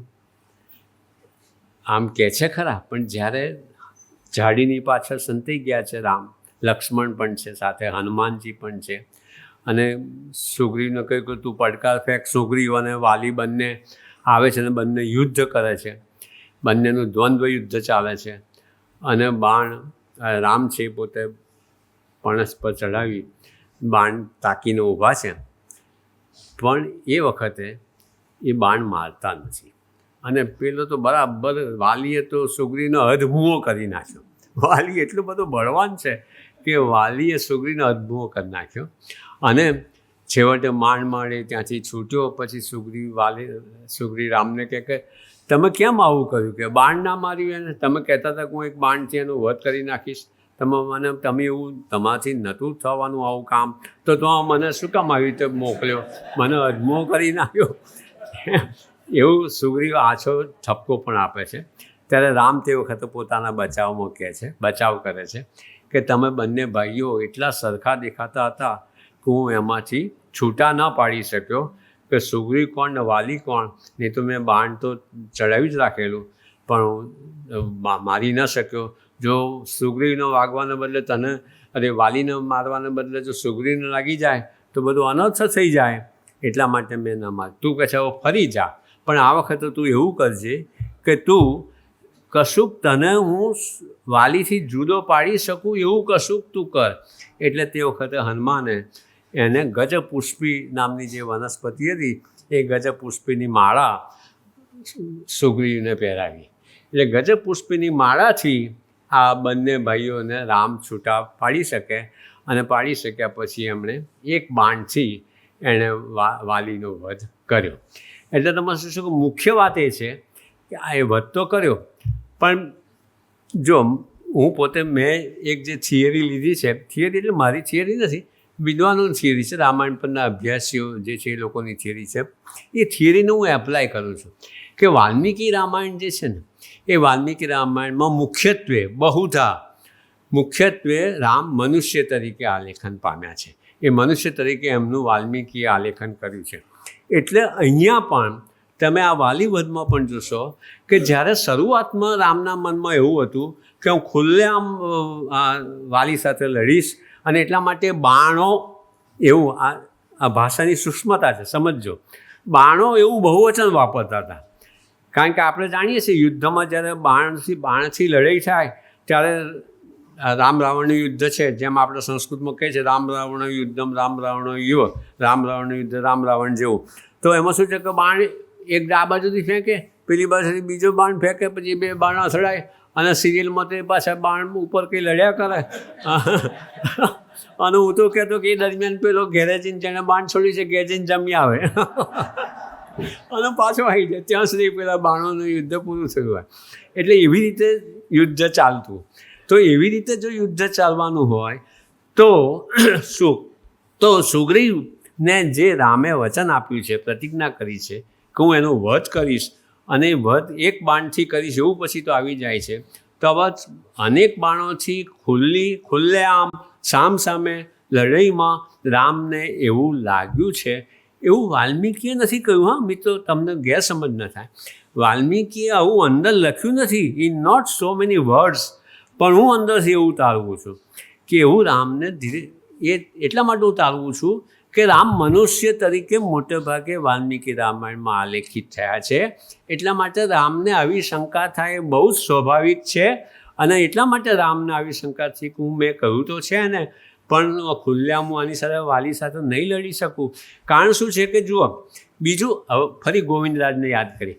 એટલા અદ્ભુત ટીકાકાર છે ગોવિંદરાજ. બીજા તિલક છે ને બીજા પણ એક રામાયણ શિરોમણી છે ટીકા. તો ગોવિંદરાજ ફરી યાદ કરે છે.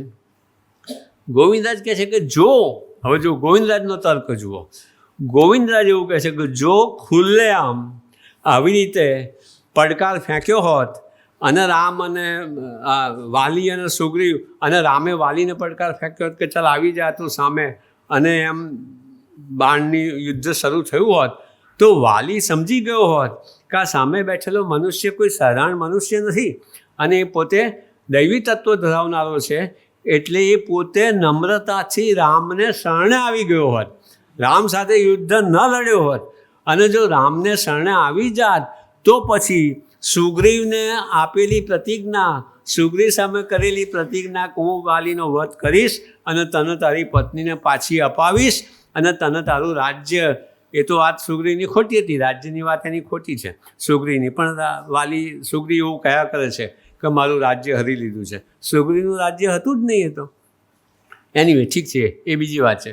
પણ તો આ રીતે એ પોતે કહે છે કે આ રીતે વાત થઈ. એટલે તમે જોશો કે સુગ્રીવ પોતે જો આવું કરે, દાખલા તરીકે રામ તો એ પોતે પછી આ પોતાની પ્રતિજ્ઞા પાર ના પાડી શકે. એટલે ગોવિંદરાજ એમ કહે છે કે શરણે આવે તો રામ તો શરણાગત વત્સલ છે, એ તો એમની વિશ્વમાં પ્રસિદ્ધિ છે.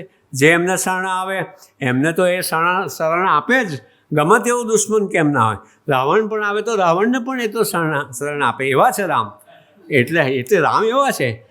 રામ એટલે કહે છે કે ગોવિંદરાજ લખે છે કે જો વાલી શરણે આવે તો વાલીનું સાંભળીને રાવણ પણ શરણે આવે, અને રાવણ જો શરણે આવે તો ગોવિંદરાજ ટીકામાં લખે છે કે દેવ કાર્ય સિદ્ધ ન થાય.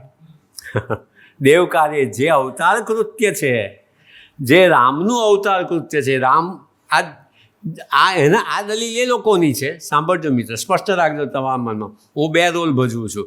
આ દલીલ એ લોકોની છે કે જે લોકો રામને સંપૂર્ણપણે અવતારી પુરુષ માને છે, અવતાર ભગવાનનો અવતાર માને છે, એની દલીલ છે. એટલે ગોવિંદરાજની દલીલ છે. ગોવિંદરાજ મોટા રામ ભક્ત હતા. ગોવિંદરાજ લગભગ 17મી અને 18મી સદીમાં થઈ ગયા. એ ગોવિંદરાજ મોટા રામ ભક્ત હતા, અને એ રામ ભક્તિ, રામને ભક્ત માને છે, અવતારી પુરુષ માને છે, અને એમ નજરમાં રાખીને જ પોતે બધી આખી મોટી ટીકા 7 કાંડ ઉપર આ ગોવિંદરાજે લખી છે. આના ગોવિંદરાજની દલીલ છે કે જો એવું થાય તો રામ જે દેવ કાર્ય માટે આવ્યા છે સિદ્ધ ન થાય. એટલા માટે રામે ખુલ્લેઆમ પડકાર વાલીને ન ફેંક્યો. બહુ આમ અકાટ્ય દલીલ છે આમ જોઈએ તો. જો તમે એક વખત એમનો વ્યૂ પોઈન્ટ સ્વીકારો, દાખલાથી ગોવિંદરાજનો વ્યૂ પોઈન્ટ સ્વીકારો ભક્તિ માર્ગનો, રામને ભગવાન તરીકે માનવાનો, જો વ્યૂ પોઈન્ટ સ્વીકારો તો અકાટ્ય દલીલ છે. એટલે કે તમે પછી રાવણનો વધ એ રામ કરી ન શકે અને સિદ્ધ ના થાય. આ એ લોકોની માનનારી દલીલ છે. હું નહીં, પણ બીજા લોકોએ જે દલીલ કરી છે એમાંથી હું એપ્લાય કરું છું. દલીલ મેં એમની સ્વીકારી છે, પછી I am applying to various episodes, various incidents. એ બધા જે ઇન્સિડન્ટ્સ જે રામાયણમાં બને છે, જે પ્રસંગો, એ બધાના. તો અહીં પણ રામ એક મનુષ્ય છે, મનુષ્ય તરીકે પોતે અનુભવે છે આવું અનિશ્ચિતતા કે સાલું મારાથી. અને કારણ કે બાણોથી જે યુદ્ધ કરવાની વાત છે ને, એમાં બીજો પણ મેડમ પ્રોબ્લેમ એ છે કે વાલી છે, વાનરો છે, એટલે એ તો કંઈ બાણથી લડતા નથી હોતા. એ બધા પથરાઓને ઝાડો ઉપાડીને એમ તેમ બધું લડે. તો હવે એમાં પછી આની સાથે વાલી સાથે કેવી રીતે લડવું? એટલે એ પણ પ્રશ્ન થાય. એટલે તરત યુદ્ધનો ફેંસલો ના આવે, તરત ફેંસલો નહીં આવે. એની સાથે લડવામાં બની શકે એવું નથી કે રામ હરાવી ન શકે, એવું નથી. વાલી ગમે એટલો મહાબળવાન હોય, પણ રામ શસ્ત્રભૃતામ રામોસ્મી, હું શસ્ત્રધારીઓમાં હું રામ છું, એમ ભગવાને જે ભગવદ્ ગીતામાં કહ્યું છે એ ખરેખર સાચું છે કે શસ્ત્રધારીઓમાં હું રામ છું. એ વાત સાચી છે. પણ તરત હમણાં એક દિવસમાં એ અઠવાડિયું પણ થાય, યુ ડોન્ટ નો વાલી કેટલો બધો મહાબળવાન છે કે તો આવી રીતે લડી ચાલ્યા જ કરે. રાવણ સાથે કેટલી બધી રામને તકલીફ પડી છે. તમે જો રાવણ સાથેના યુદ્ધમાં રામને કેટલી તકલીફ પડી છે. કેમ તકલીફ પડી છે? સૌથી મારી મોટો આર્ગ્યુમેન્ટ, જયંતિબેન, મોટો આર્ગ્યુમેન્ટ કે ત્યાં એઝ એ હ્યુમન બિઈંગ એને તકલીફ પડે છે. અને બીજું પણ મિત્રો, તમને આ ઘણી જગ્યાએ કહેતો હોઉં છું, ઓડિયન્સ બદલાય છે એટલે રિપીટેશન થાય તો વાંધો નહીં. અને બીજું શું છે કે ઓડિયન્સ પણ બહુ ઉદાર હોય છે, ભૂલી જતું હોય છે કે પહેલાં શું મેં કહ્યું હતું. એટલે બીજું, એટલે તમે જોશો કે એ જે રામ છે એ આવી રીતે યુદ્ધ કરે તો શું છે કે એ આ પ્રમાણે જો કર્યું હોત એમણે તો મુશ્કેલી થાય. એટલે તમે જોશો કે રામ પોતે એની સાથે રાવણ સાથે યુદ્ધ કરે છે ત્યારે સૌથી મોટી આર્ગ્યુમેન્ટ રાવણ સાથે યુદ્ધમાં સૌથી વધુ, it is the most human being. જો માનવીયતાના આપણે અંશો બતાવીએ તો વાલ્મીકી રામાયણમાં રામ યુદ્ધ વખતે એને સૌથી વધુ તકલીફ એટલા માટે પડી છે કે ત્યાં વાલ્મીકી જે કથાકાર છે, જે કવિ છે, જે મહાકવિ છે, એ મહાકવિ he wants to establish Ram as a human being out and out. એટલા માટે તમને સૌથી વધુ તકલીફ રામને યુદ્ધકાંડમાં પડી છે, રાવણ સાથેની લડાઈમાં પડી છે. કેટલી બધી વાર હેરાન થયા છે. એટલે એવું અહીં પણ થાય છે. વાલી સાથેના યુદ્ધમાં પણ રામે એવું અનુભવ્યું હશે. એવું કહ્યું નથી, વાલ્મીકીએ નથી કહ્યું, હું કહું છું આ કે એવું અનુભવ્યું હશે એમણે. એટલે પહેલાં એ બધા બાણો બહુવચન વાપરે છે, બધા બાણોથી હું લડીશ અને એનો વધ કરીશ. પછી થયું કે ના ના, આ તો સાલું નહીં પહોંચી વળાય, ખુલ્લેઆમ લડીશું તો પહોંચીને અઠવાડિયું છે. રામ હરાવી શકત, એમાં કોઈ શંકા નથી. રામ હરાવી શકો. રામ એવા બળવાન હતા, પરાક્રમી હતા, સત્ય પરાક્રમ એવો એમના માટે શબ્દ વપરાય છે. વાલ્મીકી રામાયણમાં સતત સૌથી વધુ વપરાતું વિશેષણ હોય તો સત્ય પરાક્રમ.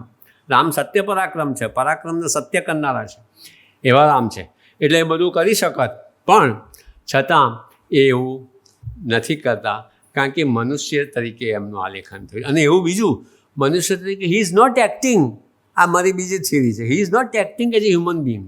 Parimalbhai, he is not acting as a human being. મનુષ્ય તરીકે મેડમ એ દેખાવ નથી કરતા, એ ખરેખર મનુષ્ય તરીકે વર્તી રહ્યા છે. ભાગવતમાં એમાં તો તમે શું જોશો કે ભાઈ એ મનુષ્યનો બોધ આપવા માટે વિલાપ કરે છે, મનુષ્યને બોધ આપવા માટે શોક કરે છે કે જુઓ ભાઈ, તમે બધા વિલાસ અને તૃષ્ણા અને ઇન્દ્રિયોના વિલાસમાં રત રહેશો તો તમારી આ દશા થશે. એમ ભાગવત કથાકાર તમને ઉપદેશ આપે છે મનુષ્યોને, કથાકાર જે છે, શ્રોતાઓ છે એને. અહીં એવું નથી. He is not acting as a human being, he is a human being. He is a human. એટલે મારું એવું નિરીક્ષણ છે વાલ્મીકી રામાયણ વિશે કે સામાન્ય મનુષ્ય, આ એક થિયરી છે. સામાન્ય મનુષ્ય સતીશભાઈ, પછી લોકોત્તર મનુષ્ય જે ભૌભૌતિક છે. લોકોત્તરાણામ ચેતાંસી કોનું વિજ્ઞાતું અર્હતિ. લોકોત્તર મનુષ્ય આ બીજું, અને દેવ. આ ત્રણ રામના વ્યક્તિત્વના ત્રણ પાસાઓ વાલ્મીકી રામાયણમાં છે. હા, વાલ્મીકી રામાયણ રામ 3 ડાયમેન્શનલ, જેને આપણે કહીએ ને એવા 3 ડાયમેન્શનલ પાત્ર. એક સાધારણ મનુષ્ય તરીકે પણ રામ આપણને ઘણી જગ્યાએ વાલ્મીકી રામાયણમાં મળે છે. એની હું વાત કરું તો મારે સાવધાનીથી કરવી પડે. કેટલાકની ભક્તિને એમ પણ થાય કે આવું તમે કહો છો રામ વિશે. સાધારણ મનુષ્ય, જેને આપણે કહીએ ને એકદમ આમ જેનું કોઈ લેવલ નથી, એવી પ્રકારની રીતે પણ રામ વર્તે છે. જેને કોઈ પોતાનું ધોરણ જાળવી નથી શકતા, એવી રીતે પણ રામ વર્ત્યા છે. એટલે સાધારણ મનુષ્ય, આપણા તમારા મારા જેમ, તમારી મારી જેમ એવી રીતે વર્ત્યા છે. લોકોત્તર મનુષ્ય, આ રાજ્ય છોડીને ચાલ્યા જવું એ કંઈ જેવી તેવી વાત છે? લોકોત્તર મનુષ્ય છે. 14 વર્ષ વનવાસમાં જતા રહેવું એક શબ્દથી કહેતા, પિતાનું વચન પાડવા માટે એ કંઈ જેવી તેવી વાત નથી. એ લોકોત્તર મનુષ્ય છે. અને દેવ વિશે પણ અંદર આવે છે, એની વાત આજે આપણે કરતા નથી. દેવ તરીકે પણ રામ વાલ્મીકી રામાયણમાં આલેખિત થયા છે, એની વાતો નથી કરતા. તો તમે જોશો કે એ રીતે રામ આ અહીંયા વાલી યુદ્ધમાં એ રીતે આવે છે. એટલે રામે જોયું કે આની સાથે મારાથી પહોંચી નહીં વળાય, એટલા માટે એમણે પછી છુપાઈને અને આ રીતે માર્યો એને. પછી બીજો પ્રશ્ન એ થાય, અશ્વિનભાઈ ટૂંકમાં બીજો પ્રશ્ન એ થાય કે વાલીને જ કેમ સીધું ના કર્યું, તો એમનો પ્રોબ્લેમ એકદમ સોલ્વ થઈ જાત. એણે રામે સુગ્રીવની સહાય લીધી, અને સુગ્રીવની સહાય લઈને સીતાને ખોળ્યા, શોધ્યા, અને પછી સૈન્ય થયું ને રાવણ પર હુમલો કર્યો. એના બદલે સીધું વાલીને કહ્યું હોત તો કે ભાઈ તું ચાલ મને સહાય કર, મને મદદ કર, એવું કહ્યું હોત તો એ કેમ ના કહ્યું? એ કેમ વિકલ્પ ના વિચાર્યો? તો એની પાછળ પણ કારણ છે કે વાલીને એ પહેલેથી તો હાઉ કેન હી એપ્રોચ વાલી? રામ કેવી રીતે વાલીની પાસે જઈ શકે? અને જે સમય રામ, વાલીને, સુગ્રીવને બધા સમકાલીનો છે, રાવણને બધા જે સમકાલીનો છે, એ સમયે સૌથી ટોચ ઉપર વાલી વિરાજે છે. શક્તિમાં બળવાન, મહાબળવાન છે વાલી તો. અને એ પછી શું કા રામમાં રસ લે? પેલી બાજુ તો શું હતું કે સુગ્રીવ અને રામ બંને સમદુખ્યા છે, મેં આપને શરૂઆતમાં કહ્યું તે પ્રમાણે. એટલે વાલી શા માટે રસ લે? પછી વાલી મળતા કહે છે ખરો, હા જુઓ મિત્ર, કેવું સરસ વાલ્મીકી, કેવું સરસ માનવ જીવનનું અને માનવીના માનસનું કેવું સરસ આલેખન કરે છે કે છેલ્લે જ્યારે વાલી મરણશૈયા પર છે અને છેલ્લા શ્વાસ ચાલી રહ્યા છે, ત્યારે વાલીએ કહ્યું કે તમે મને કહ્યું હોત તો. હવે બધા પછી તો બધું જ કે મિત્રની આપત્તિ દૂર થઈ જાય, તારે મને કહેવું તો નહીં હતો ને. એમાં આપણે હંમેશા એવું કહેતા હોઈએ છીએ. એટલે એવું કે ત્યારે તમારે મન કહેવું જોઈએ ને. એવું કંઈ કહેવાય ને, એવું કહ્યું હોત તો પણ કંઈ વાલી કંઈ રસ લે તેમાં, કંઈ રસ ના. એમ તો રાવણ મિત્ર હતો, રાવણ એનો ખાસ મિત્ર હતો. રાવણે તો એવું વચન આપ્યું છે કે મારી ધન સંપત્તિને સાથે દારાહ શબ્દ પણ પ્રયોજ છે. પત્નીઓ, મારી પત્નીઓને પણ આપણે સાથે વહેંચીશું એમ. એવું પેલો મહિનો રહ્યો જ્યારે વાલીને ઘેર, ત્યારે રાવણે વાલીને આવું વચન આપ્યું છે. એટલે એવો મિત્ર હતો. એટલે કંઈ વાલી કંઈ રામને મદદ ન કરત, એટલે રામે વાલીની મદદ ન લીધી અને સુગ્રીવ પાસે ગયા. પછી કબંધ આગળ એક કબંધ રાક્ષસ આવે છે, એને મારે છે કબંધને. ત્યારે કબંધે કહ્યું છે કે તમે અહીંથી આગળ જજો, સુગ્રીવને મળજો, સુગ્રીવ તમને આ સહાય કરશે. સુગ્રીવ એવી વ્યક્તિ છે કે જેને આખા વિશ્વની ભૂગોળ ખબર છે, ટોપોગ્રાફી બધી ખબર છે, ક્યાં શું છે, કેટલા પર્વતો છે, ક્યાં જગ્યા શું, એ બધું સુગ્રીવ જાણે છે. એટલે કે તમે સુગ્રીવને મળજો, એવું કબંધ અગાઉથી એમને રામને કહ્યું છે. એટલે એક પ્રકારની ભૂમિકા તૈયાર થયેલી હતી અને એ ભૂમિકાને છોડી અને રામ વાલી પાસે જાય. વાલી કદી માનવાનો હતો નહીં અને એ રીતે એટલે રામે છુપાઈને બુશમાં ઝાડી પાછળ છુપાઈને રામે વાલીને કેમ માર્યો એના થોડા મેં તમને એ કહ્યા. અને છેલ્લું એકદમ ટૂંકમાં કહી દઉં. છેલ્લું પછી એમ ના થાય કે આ તમારા ટોપિકમાં છેલ્લામાં મિત્રો વિગત નથી જોતો, પણ અદ્ભુત છે છેલ્લું છે ને. એ તો હું ઘણીવાર જાહેરમાં એનું વ્યાખ્યાન કરી પણ નથી શકતો, એટલો બધો હું ડિસ્ટર્બ થઈ જાઉં છું. એવા પ્રકારનો આ પ્રસંગ છે. રામે જે સીતાનો ત્યાગ કર્યો, એ જે ત્યાગનું છે મિત્રો, મેં તમને આગળ કહ્યું ને કે એક મહતી કલાકૃતિ છે. આ જે રામાયણ છે વાલ્મીકીએ લખેલી કૃતિ છે, એક મહાન કલાકૃતિ છે. જગતમાં બહુ ઓછી આવી કૃતિઓ હશે એમ મને લાગે છે, એવી આ કૃતિ છે. એમાં તમે જોશો કે જે રીતે સીતા ત્યાગની ભૂમિકા જે વાલ્મીકી આલેખી છે એ વાત કરીને હું મારી પૂરી કરીશ, કારણ કે એના એટલા બધા ડાયમેન્શન છે કે એના માટે કેટલાય લેક્ચર્સ જોઈએ એવું છે. તો એક વખત બધા આવી ગયા હણીને, રાવણને હણીને રાજ્યાભિષેક થઈ ગયો, બેઠા છે સુખેથી, રાજ કરે છે. પછી સીતા સાથેનું વર્ણવે છે. રામ મિત્રોના બહુ શોખીન છે, મિત્રોના બહુ જ પ્રેમી છે. બધા મિત્રો એમની સાથે બેઠેલા હોય છે. એ બધી વાત વાલ્મીકી રામાયણમાં આલેખી છે. બપોર સુધી રાજકાજ સંભાળે, પછી બપોર પછી ત્યાં અશોકવનિકા છે, અશોકવનિકામાં જાય. સીતા ત્યાં બેઠા હોય, સીતાની સાથે પોતે બધી ગુષ્ઠું કરે, વિસંબ કથા માંડે વગેરે વગેરે. અને એમાં એક વખત એમણે રામે કહ્યું, જો કેવી સરસ રીતે how the poet conducts the story. એક વખત રામે કહ્યું કે અરે વાહ, હવે બહુ સરસ તમે કહે છે કે આપણે સંતાન પ્રાપ્તિ થવાની છે. આટલું એમ જ આ સીધો જ આ શબ્દ આવે છે કે આપણે સંતાન પ્રાપ્તિ થવાની છે અને બહુ સરસ. હવે એ દરમિયાન એમણે જ્યારે આ વાત કરી અને તમારી કોઈ ઈચ્છા હોય તો મને કહો, એવું વાત કરી રામે સીતાને. એટલે સીતાએ કહ્યું કે મને એકવાર એવી ઈચ્છા થાય છે કે ફરી એકવાર પેલા આશ્રમોમાં, ગંગા નદીને કિનારે જે ઋષિઓના આશ્રમો છે એ આશ્રમમાં ફરી એકવાર જવું, ઋષિ પત્નીઓ સાથે રહું અને થોડું દાન વગેરે કરું, એવો ભાવ એમનું દોહદ, આ દોહદ છે સીતાનું દોહદ છે, ગર્ભવતી બન્યા છે. એ વાત સીધી જ કહી દે છે. હા, બહુ સરસ રીતે એટલું બધું શાલીનતાથી, એવું શિષ્ટતાથી વાલ્મીકી વર્ણન કરે છે. અને રામે કહ્યું કે બહુ સરસ. એટલે એને સીતાએ આવો દોહદની વાત કરી, એટલે કે સારું તમારી ઈચ્છા પૂરી થશે. પછી તરત જ પછી સભામાં બેઠા છે રામ. બીજા દિવસે સભામાં બેઠા છે અને બધા દૂત ને બધા બીજા બધા સાથે વાત ચાલી રહી છે. ભદ્ર નામનો દૂત છે, જેનું ભવભૂતિએ ભદ્રનું દુર્મુખ નામ કરી દીધું છે. ભવભૂતિએ પોતાનું રામચરિતમાં એ ભદ્ર એટલે કલ્યાણકારી, એને બદલે ભવભૂતિએ નામ બદલી અને દુર્મુખ નામનું દૂતનું નામ દુર્મુખ કરી દીધું છે. બહુ સરસ અભિપ્રાય છે. એટલે ભદ્ર આવે છે. ભદ્રને રામ પૂછે છે કે ભાઈ શું બોલજો, મારા રાજ્યમાં મારા વિશે શું કહેવામાં આવે છે, લક્ષ્મણ વિશે શું કહેવામાં આવે છે, સીતા વિશે શું કહેવામાં આવે છે. એટલે ભદ્ર કહે છે કે આ બહુ સરસ, બધા તમારા વખાણ કરે છે, પ્રશંસા કરે છે કે આવું સરસ એને રાવણને હણ્યો, કોઈ ન હણી શકે એવું કામ રામે કર્યું. કે એ તો બધું બરાબર છે, પણ તું હજુ વધારે મને યથાર્થ કહે, કે તું મને યથાર્થ કહે કે શું બીજું કહું, જેથી કરીને આપણે જો સારું હોય તો એનો વધારે પ્રયત્ન કરીએ, અશુભ હોય, ખરાબ હોય, અમંગલ હોય તો આપણે એને ટાળીએ. એમ કહીને ભદ્રને દબાણ કરે છે. એટલે દબાણ કરે છે એટલે ભદ્રે એવું કહ્યું કે સીતા વિશે આખું જનપદ જે છે, હવે જુઓ મિત્રો, આ પણ જનપદ એટલે આખો જન સમાજ, અયોધ્યાનો અને અયોધ્યાની બહારનો જે વિસ્તાર છે તે, એ બધા જે લોકો છે, લોકો તમારા વિશે અને સીતા વિશે આવું વાત કરે છે. એમાં અંદર વાલ્મીકીએ, હું એ શબ્દો અહીં નહીં વાપરી શકું, વાલ્મીકી એવી રીતે વાત કરી છે કે રામ કેવી રીતે આવી સ્ત્રીની સાથે રહી શકે, જે સ્ત્રી દુશ્મનની સાથે રહીને આવી હોય એ સ્ત્રીની સાથે કેવી રીતે રહી શકે, એમ બધા તમારા વિશે વાત કરે છે. એટલે રામ પર તો વજ્રાઘાત થાય છે, દુઃખી થઈ જાય છે. અને પછી રામે સીતાને તો કશું કહેતા નથી, લક્ષ્મણને બોલાવે છે અને પછી કહ્યું કે જો બધા ભાઈઓને બોલાવે છે. બધા ભાઈઓને કહે છે હું જે કહેવાનો છું એનું તમારે મારો કોઈ વિરોધ કરવાનો નથી. જો મારો વિરોધ કરશો, મારું વચન નહીં માનો તો તમે મને અણગમતા થઈ જશો, તમે મારો રોષ વરી લેશો.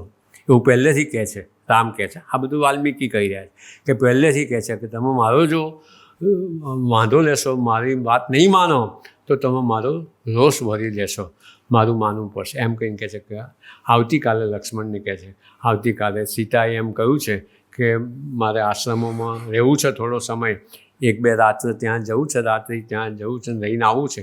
એટલે લક્ષ્મણ તમે સવારે સીતાને મૂકી આવો. અને એનો ત્યાગ નક્કી કરી દીધો. ત્રણેય ભાઈઓ બીજું કશું બોલી શક્યા નથી. અને સવાર પડી, લક્ષ્મણ આવ્યા સુમંત્રને લઈને, સીતાને કહ્યું કે રથ તૈયાર છે. સીતાને ખબર નથી.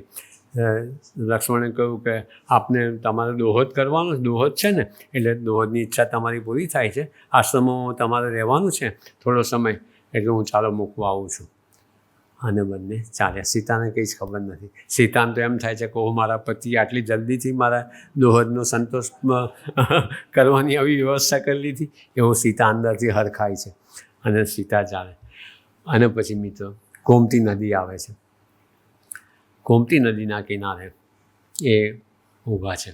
જવું છે પેલી બાજુ, વાલ્મીકીનો આશ્રમ છે. રામે કહ્યું છે કે ત્યાં વાલ્મીકીનો આશ્રમ છે, આપણા પિતાના મિત્ર છે, દશરથ રાજાના મિત્ર છે વાલ્મીકી.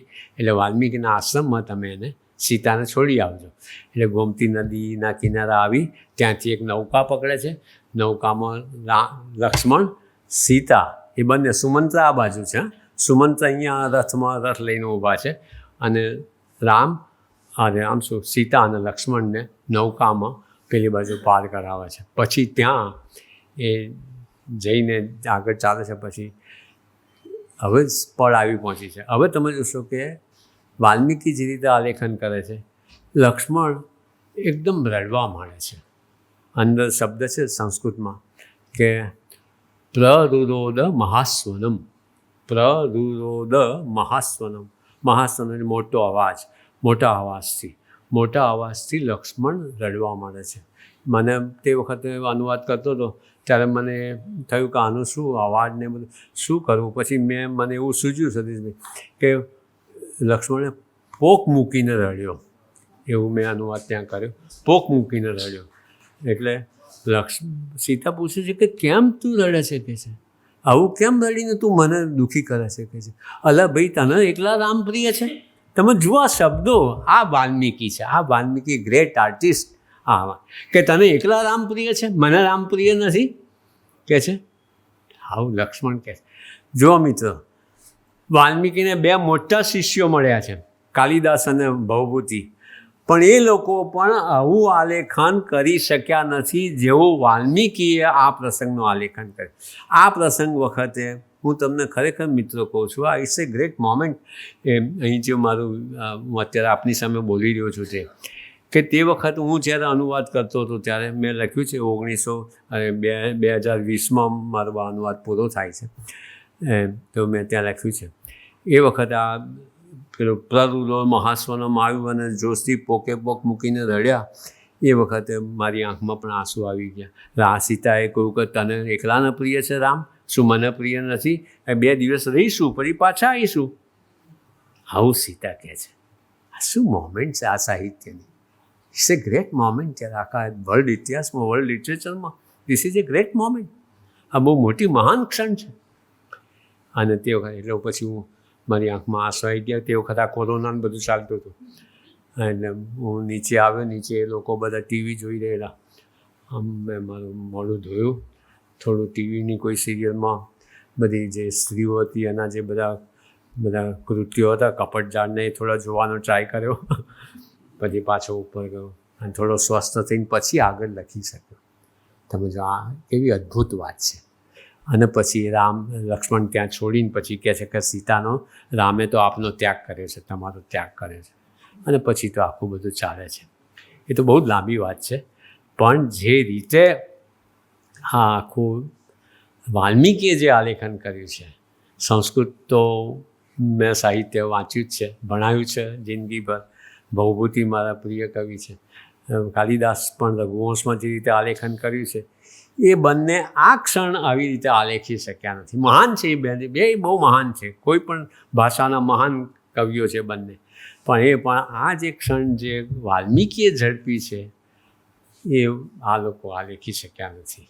અને પછી સીતાનો ત્યાગ કરીને પછી તો બધી બહુ વાતો છે આગળ, એ બધી વાતો છે. પણ હા, એમાં બીજી પણ એક વાત છે, મને એમ લાગે છે કે 5 મિનિટ કહું, કારણ કે આ વિશ્વકોશ જેવું ઓડિયન્સ મને ક્યાં મળશે. અને ફરી મને લોકો બહુ બોલાવતા નથી એટલે અમે રામાયણથી બરાબર આમ બીતા લાગે છે, એવું લાગે છે. એટલે એવું મને અત્યારે તો ગુજરાતમાં એવું વાતાવરણ દેખાય. એટલે મિત્ર, એમાં બીજી પણ વાત છે કે તમે જુઓ મેડમ કે લવકુશને વાલ્મીકીએ આખું રામાયણ શીખવાડ્યું છે, બરાબર કિશોરભાઈ? આખું રામાયણ શીખવાડ્યું છે, મુખપાઠ કરે છે. અને અશ્વમેધ યજ્ઞ રામ કરી રહ્યા છે. વાલ્મીકીએ કહ્યું કે જાઓ તમે બંને બાળકો જાઓ અને ત્યાં નગરમાં અને ચૌટે અને ચોકમાં ને બધે તમે આ રામકથાનું ગાન કરો. દરરોજ 20 સર્ગો, દરરોજ 20 સર્ગોનું તમારે ગાન કરવું. તમારે કશું લેવાનું નહીં, ફળ ફૂલ વગેરે બીજું કશું તમારે ગ્રહણ નહીં કરવાનું. આપે તો તમારે કહેવાનું કે અમારે વનવાસીઓને આની શી જરૂર છે, અમારે કોઈ. એટલે રામે આ સાંભળ્યું. એટલે રામને થયું કે આ કોની વાત કરે છે. રામે એમને સભામાં બોલાયા, લવકુશને. લવકુશે સભામાં પણ આ આગળ રામાયણની કથા કહી. એટલે રામે પૂછ્યું કે આ કોણ તમે કોના પુત્રો છો? ત્યારે એમણે કહ્યું, લવકુશે કહ્યું કે અમે તો વાલ્મીકીના શિષ્યો છીએ અને વાલ્મીકીએ અમને રામાયણ કથા શીખવાડી છે અને આખી રામાયણ કથા એમણે લખી છે અને એમાં આપ નાયક છો કહે છે. એવું પાછું લવકુશ કહે છે કે તમે આ રામકથાના નાયક છો, એવું કહ્યું. હવે તમે મિત્રો જોશો આજે જે રામકથાનું જે સ્ટ્રક્ચર છે ને, રામાયણનું, વાલ્મીકી રામાયણનું સ્ટ્રક્ચર, જેના આપણે અધ્યાપકીય વિવેચન કરનારા જે અધ્યાપકો છે એવું કહીએ છીએ કે સંવિધાન છે, જે સ્ટ્રક્ચર છે, પ્લોટ સ્ટ્રક્ચર, એમાં મિત્રો લવકુશ આવી વાત કહેતા જ જાય છે. રામ સાંભળતા જ જાય છે. અને એમાં એ જે લવકુશ વાત કહી રહ્યા છે એમાં અને વાસ્તવિક જીવન એ બંને ક્યારે ભેગા થઈ જાય છે એ કોઈ સ્પષ્ટતા વાલ્મીકી રામાયણમાં કરી. કેવી અદ્ભુત વાત છે. વાલ્મીકી રામાયણમાં એમ નથી કહ્યું કે હવે એમનું ગાન બંધ થયું અને વાત આગળ ચાલે છે કે અશ્વમેધ યજ્ઞ થયો. બધું વાત આવે, બધી જ હું જે કહું છું બધી વાત આવે કે સુવર્ણ પ્રતિમા મૂકી. વાલ્મીકીએ કહ્યું કે સીતા શપથ લે છે.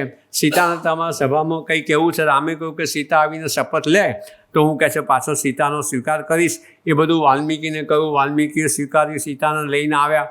એ બધું આવે છે, પણ સ્ટ્રક્ચર એવું છે કે ક્યાંય એ લવકુશ કથા કહેતા બંધ થયા અને આ કથા શરૂ થઈ એવું નથી આવતું.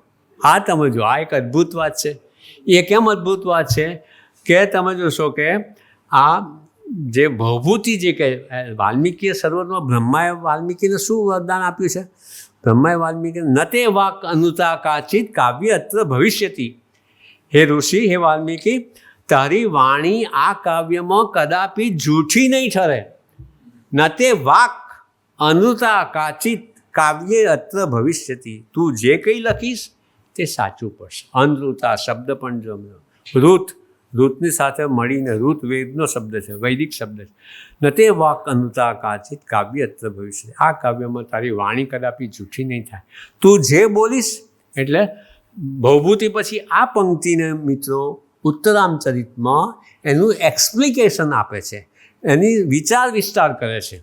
આજે મેં તમને કહી નતે વા કનુતા કાચિત કાવ્યત્ર ભવિષ્યથી આ વાણી તારી વાણી આ કાવ્યમાં કદાપી ખોટી નહીં ઠરે, જૂઠી નહીં ઠરે.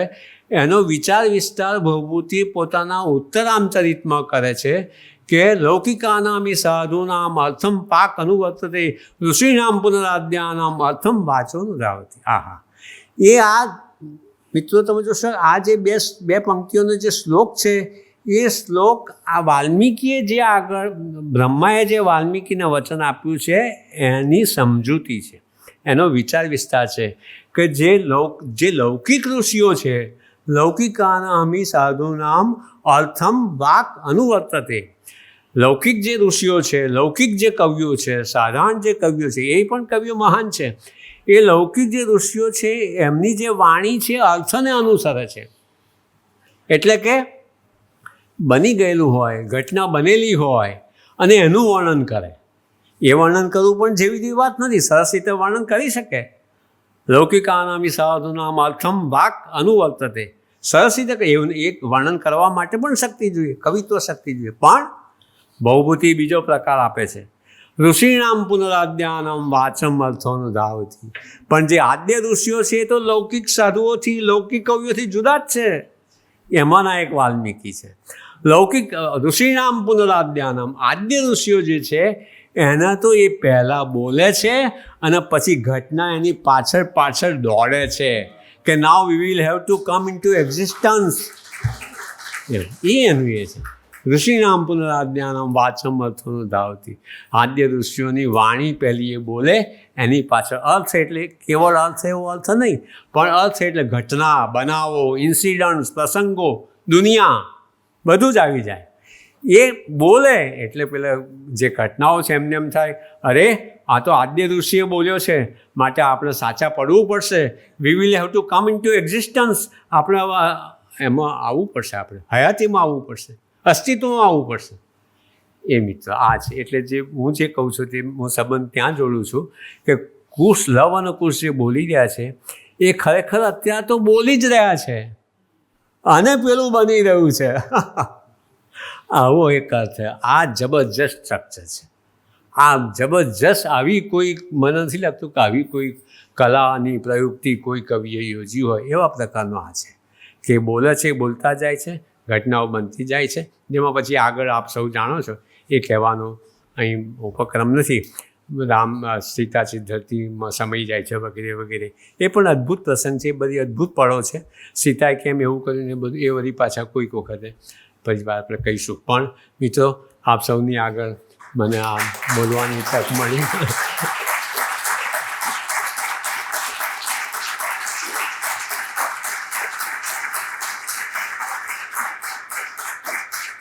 કુમારપાળ ભાઈએ મને બોલાવ્યો, આમંત્રણ આપ્યું અને ખાસ તો જયંતિ રવિ મેડમ આવ્યા. મેં તો ખાલી એમને આમ જસ્ટ જણાવેલું કે ભાઈ આ છે અને ગુજરાતમાં આવી ગયા એ મને ખબર પડી છાપા પરથી.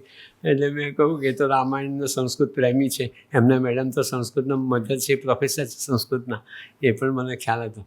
એટલે એ આવ્યા છે ગાંધીનગરથી. આપનો બેન ખૂબ ખૂબ આભાર. હવે રામાયણ થોડું વધારે સુરક્ષિત થયું છે ગુજરાતમાં એવું મને લાગે છે. એટલે ખૂબ ખૂબ આભાર. Thank you very much. મને સરસ રીતે સાંભળ્યો તો.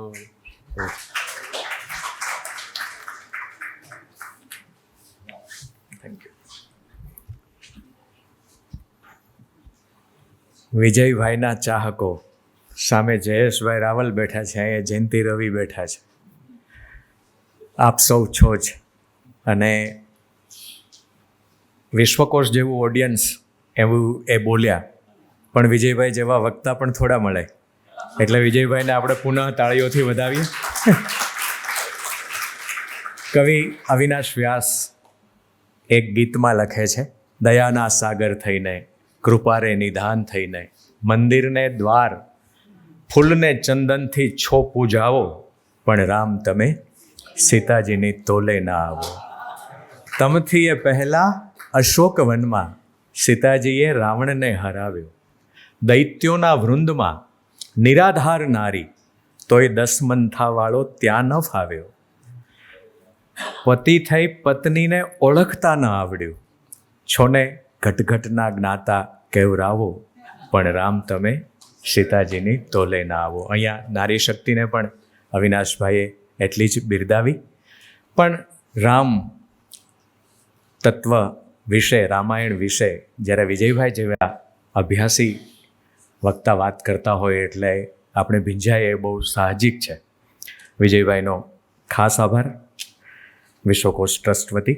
અમારું એક સૂચન આપને એ પણ છે કે ભવિષ્યમાં આપ કયા વક્તા અને કયા વિષય વિશે વાત સાંભળવા માગો છો એનું પણ અમને સૂચન કરશો તો પણ એનું આયોજન કુમારપાળ સાહેબ અને બધા મિત્રો કરશે. આપ સૌનો પુનઃ આભાર. વિજયભાઈનો વિશેષ આભાર. જયંતિ રવિ મેડમ ખાસ ગુજરાતમાં શિક્ષણમાં સપ્તધારા આવેલી મેડમ, બધા શિક્ષક જગતના જ ઓડિયન્સ છે અહીંયા.